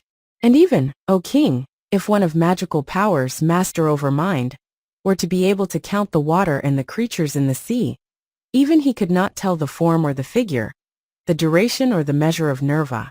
And here another explanation of the same thing, O king. Are there, O king, among the gods certain of them called the formless ones? Yes, sir. I have heard there are such. Well, O king, can you make clear by metaphor, or explanation, or reason or argument the form, or figure or duration or size of these gods, the formless ones? No, I cannot. Then, O king, there are none.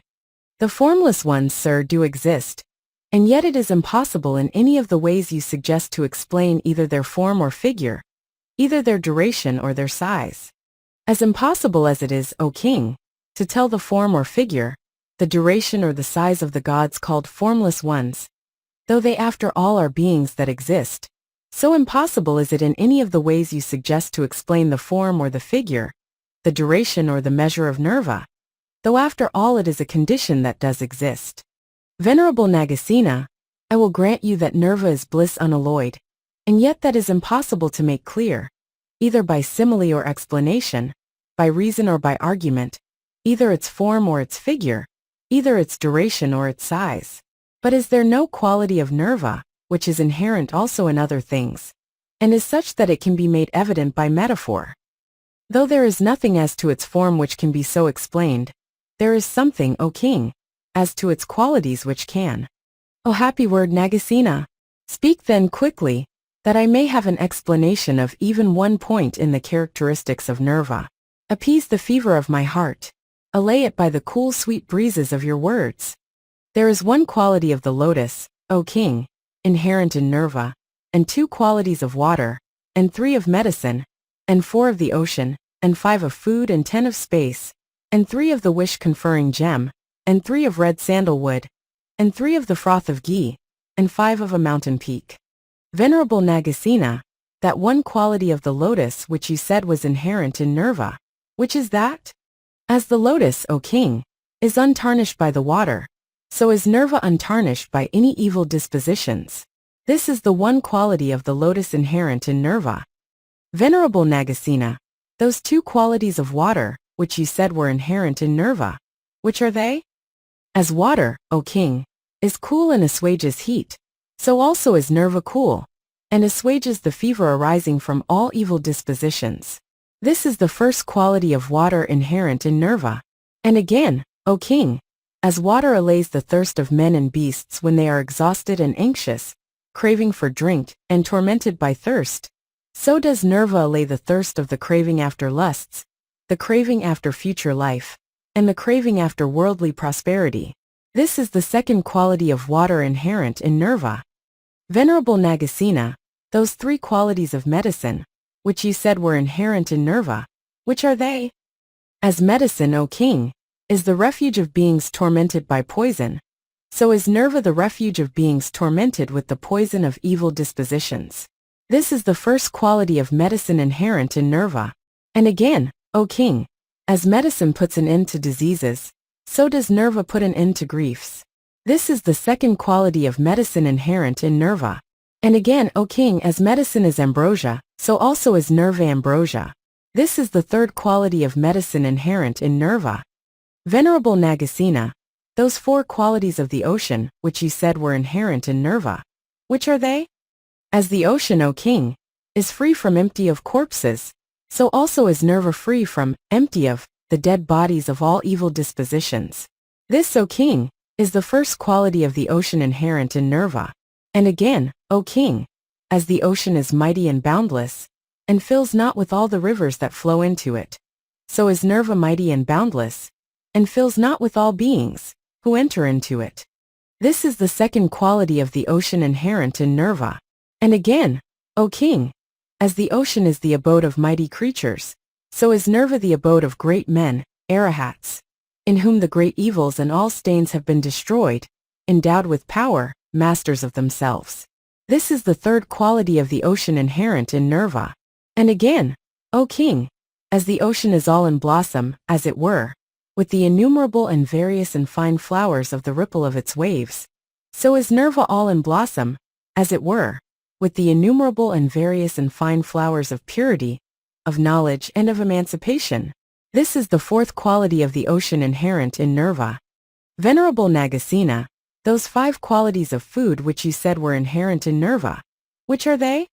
As food, O king, is the support of the life of all beings, so is Nirvāṇa, when it has been realized, the support of life, for it puts an end to old age and death. This is the first quality of food inherent in Nirvāṇa. And again, O king, as food increases the strength of all beings, so does Nirvāṇa, when it has been realized, increase the power of iti of all beings. This is the second quality of food inherent in Nirvāṇa. And again, O king, as food is the source of the beauty of all beings, so is Nirvāṇa, when it has been realized, the source to all beings of the beauty of holiness. This is the third quality of food inherent in Nirvāṇa. And again, O king, as food puts a stop to suffering in all beings, so does Nirvāṇa, when it has been realized, put a stop in all beings to the suffering arising from every evil disposition. This is the fourth quality of food inherent in Nirvāṇa. And again, O king, as food overcomes in all beings the weakness of hunger, so does Nirvāṇa, when it has been realized, overcome in all beings the weakness which arises from hunger and every sort of pain. This is the fifth quality of food inherent in Nirvāṇa. Venerable Nagasena, those 10 qualities of space which you said were inherent in Nirvāṇa. Which are they?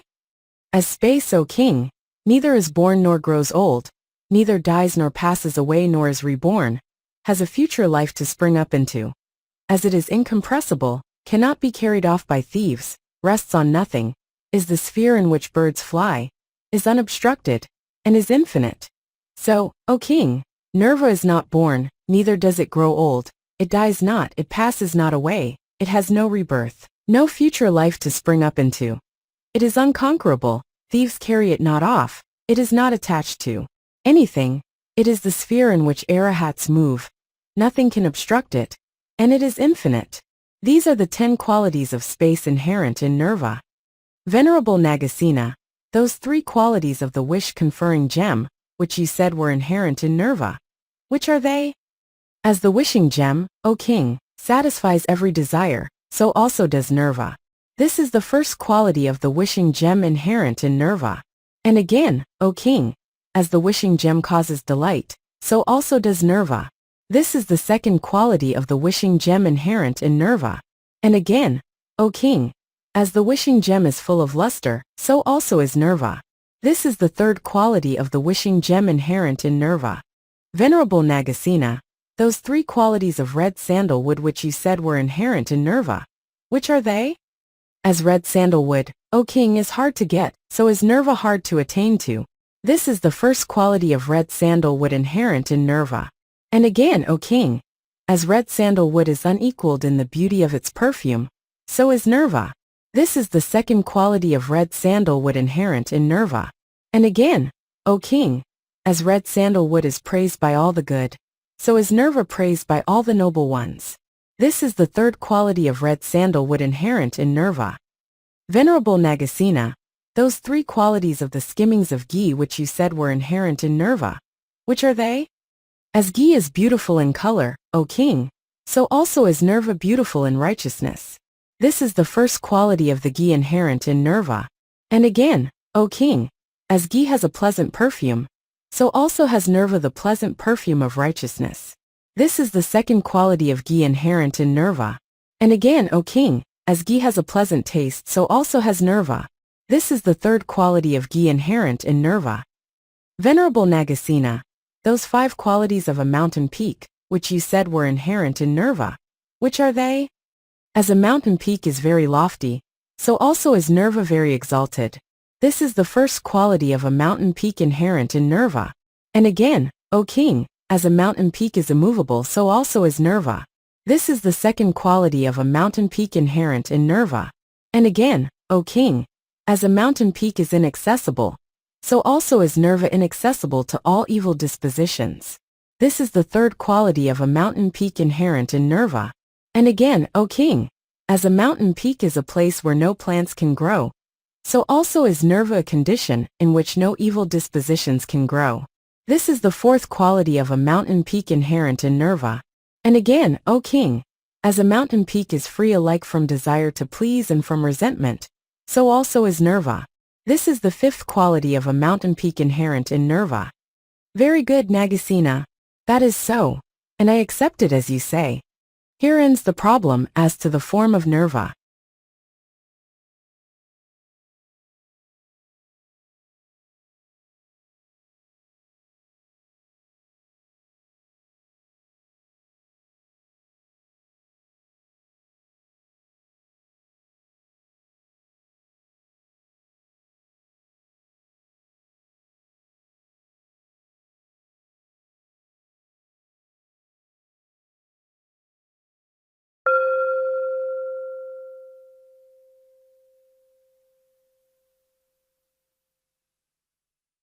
The Questions of King Milinda. Book 4. The Solving of Dilemmas. Chapter 8. June 3, 11. Dilemma the 81st. The Time of Nirvāṇa. Venerable Nagasena, your people say, Nirvāṇa is not past, nor future, nor present, nor produced, nor not produced, nor producible. In that case, Nagasena, does the man who, having ordered his life aright, realizes Nirvāṇa, realize something already produced, or does he himself produce it first, and then realize it? Neither the one, O king, nor the other. And nevertheless, O king, that principle of Nirvāṇa, Nibbana Dhatu, which he so ordering his life aright realizes that exists. Do not, Venerable Nagasena, clear up this puzzle by making it dark. Make it open and plain as you elucidate it. With a will, strenuous in endeavor, pour out upon it all that has been taught you. It is a point on which this people is bewildered, plunged into perplexity, lost in doubt. Dissipate this guilty uncertainty. It pierces like a dart. That principle of Nirvāṇa, O king, so peaceful, so blissful, so delicate exists. And it is that which he who orders his life aright, grasping the idea of all things, of the conditions sakras, according to the teachings of the conquerors, realizes by his wisdom. Even as a pupil, by his knowledge, makes himself, according to the instruction of his teacher, master of an art. And if you ask, how is Nirvāṇa to be known? It is by freedom from distress and danger, by confidence, by peace, by calm, by bliss, by happiness, by delicacy, by purity, by freshness. Just, O king, as a man being burnt in a blazing fiery furnace heaped up with many faggots of dry sticks, when he has freed himself from it by a violent effort, and escaped into a cool place, would experience supreme bliss. Just so whosoever orders his life aright, he by his careful thinking will realize the supreme bliss of Nirvāṇa, in which the burning heat of the threefold fire, of lust, malice, and delusion, has all gone out. As the furnace, O king, so should you regard this threefold fire. As the man fallen into the fire, the man, who is ordering his life aright, as the cool place Nirvāṇa. Or again, O king, as a man fallen into a pit full of the dead bodies of snakes and dogs and men, of ordure, and of refuse. when finding himself in the midst of it entangled in the hair of the corpses, he had by a violent effort escaped into a place where no dead bodies were, would experience supreme bliss. Just so whosoever orders his life aright, he by his careful thinking will realize the supreme bliss of Nirvāṇa, from which the corpses of all evil dispositions have been removed. As a corpse, O king, so should you regard the four pleasures of sense. As the man fallen among corpses, the man who is ordering his life aright, as the place free from corpses Nirvāṇa. Or again, O king, as a man, fallen among enemies with drawn swords in their hands, quaking with fear and terror, agitated and upset in mind, when with a violent effort he has freed himself from them, and escaped into a strong refuge, a firm place of security, experiences supreme bliss. Just so whosoever orders his life aright, he by his careful thinking will realize the supreme bliss of Nirvāṇa, in which fear and terror have been put away. As the terror, O king, so should you regard the anxiety which arises again and again on account of birth, old age, disease and death.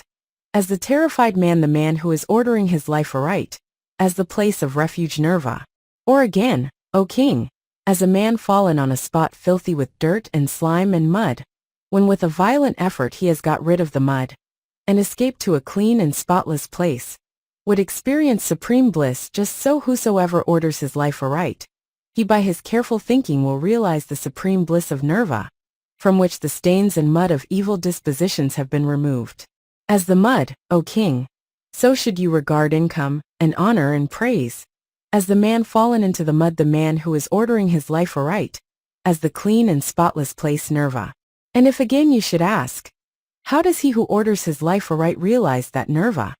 I should reply, he, O king, who orders his life aright grasps the truth as to the development of all things, and when he is doing so he perceives therein birth, he perceives old age, he perceives disease, he perceives death.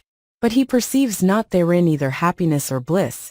He perceives not therein, whether in the beginning, or the middle, or the end, anything worthy of being laid hold of, as lasting satisfaction. As a man, O king, if a mass of iron had been heated the livelong day, and were all glowing, scorching and red hot, would find no spot on it, whether at one end or in the middle or at the other end, fit to be taken hold of. Just so, O king, he who orders his life aright grasps the truth of the development of things, and in doing so he perceives therein birth, he perceives old age, he perceives disease, he perceives death. But he perceives not therein either happiness or bliss. He perceives not therein, whether in the beginning, or in the middle, or in the end, anything fit to be taken hold of, as a lasting satisfaction. And discontent arises in his mind when he thus finds nothing fit to be relied on as a lasting satisfaction, and a fever takes possession of his body, and without a refuge or protection hopeless, he becomes weary of repeated lives. As if a man had fallen into a burning and blazing mighty fiery furnace, and saw no refuge from it, no way of escape, he would hopeless be weary of the fire. Just so, O king, discontent arises in his mind when he thus finds nothing fit to be relied on as a lasting satisfaction, and a fever takes possession of his body, and without a refuge or protection hopeless, he becomes weary of repeated births. And in the mind of him who thus perceives the insecurity of transitory life, of starting afresh high numerable births, the thought arises, all on fire is this endless becoming, burning and blazing, full of pain is it of despair. If only one could reach a state in which there were no becoming, there be calm, that would be sweet the cessation of all these conditions, the getting rid of all these defects, of lusts, of evil and of karma, the end of cravings, the absence of passion, peace, Nirvāṇa. And therewith does his mind leap forward into that state in which there is no becoming. And then has he found peace, then does he exult and rejoice at the thought, a refuge have I gained at last. Just, O king, as a man who, venturing into a strange land, has lost his way, on becoming aware of a path, free from jungle, that will lead him home, bounds forward along it, contented in mind, exulting and rejoicing at the thought, I have found the way at last. Just so in him who thus perceives the insecurity of transitory births there arises the thought, all on fire is this endless becoming, burning and blazing, full of pain is it, and despair. If only one could reach a state in which there were no becoming, there be calm, That would be sweet, the cessation of all these conditions, the getting rid of all these defects, the end of cravings, the absence of passion, peace, nirvāṇa.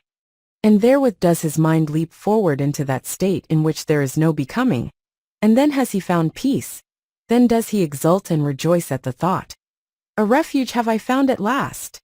And he strives with might and main along that path, searches it out, accustoms himself thoroughly to it. To that end does he make firm his self-possession. To that end does he hold fast in effort. To that end does he remain steadfast in love, toward all beings in all the worlds. And still to that does he direct his mind again and again, until gone far beyond the transitory, he gains the real, the highest fruit of arahatship. And when he has gained that, O king, the man who has ordered his life aright has realized, seen face to face, nirvāṇa. Very good, Nagasena. That is so, and I accept it as you say. Here ends the problem as to the time of nirvāṇa.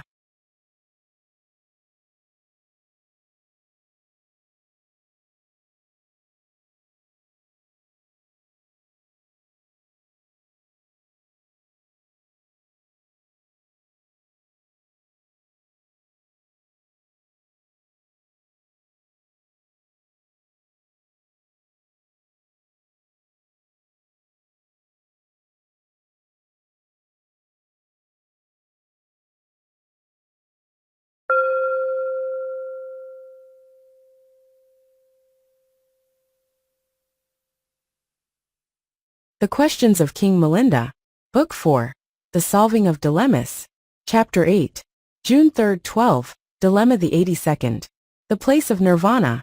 Venerable Nagasena, does there exist the spot, either in the direction of the east, or of the south, or of the west, or of the north, either above or below, or on the horizon where nirvāṇa is stored up?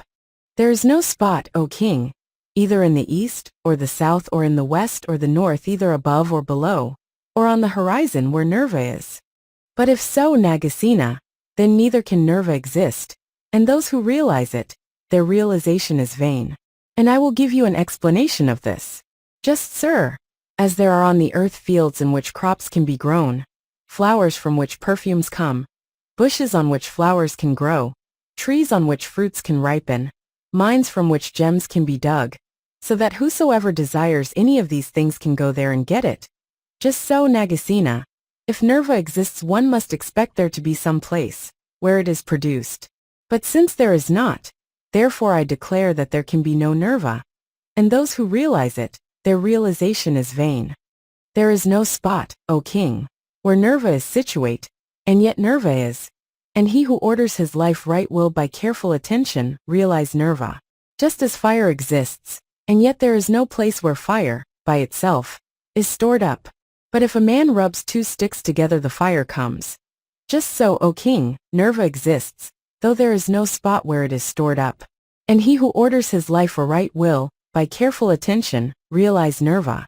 Or again, O king, just as there are the 7 treasures of the King of Kings, the treasure of the wheel, and the treasure of the elephant, and the treasure of the horse, and the treasure of the gem, and the treasure of the woman, and the treasure of the finance minister, and the treasure of the advisor. But there is no spot where these treasures are laid up. When a sovereign conducts himself aright, they appear to him of their own accord. Just so, O king, nirvāṇa exists, though there is no place where it is stored up. And he who orders his life aright will, by careful attention, realize nirvāṇa. Venerable Nagasena, let it be granted that there is no place where nirvāṇa is stored up. But is there any place on which a man may stand and, ordering his life aright, realize nirvāṇa? Yes, O king, there is such a place. Which then, Nagasena, is that place? Virtue, O king, is the place. For if grounded in virtue, and careful in attention, whether in the land of the Scythians or the Greeks, whether in China or Tartary, whether in Alexandria or in Nikumba, whether in Benares or in Kosala, whether in Kashmir or in Gandhara, whether on a mountain top or in the highest heavens, wheresoever he may be, the man who orders his life aright will realize nirvāṇa. Just, O king, as the man who has eyes wherever he may be, in the land of the Scythians or the Greeks, in China or in Tartary, in Alexandria, Nikumba, Benares or Kosala, in Kashmir or in Gandhara, on a mountain top or in the highest heavens, will be able to behold the expanse of heaven, and to see the horizon facing him.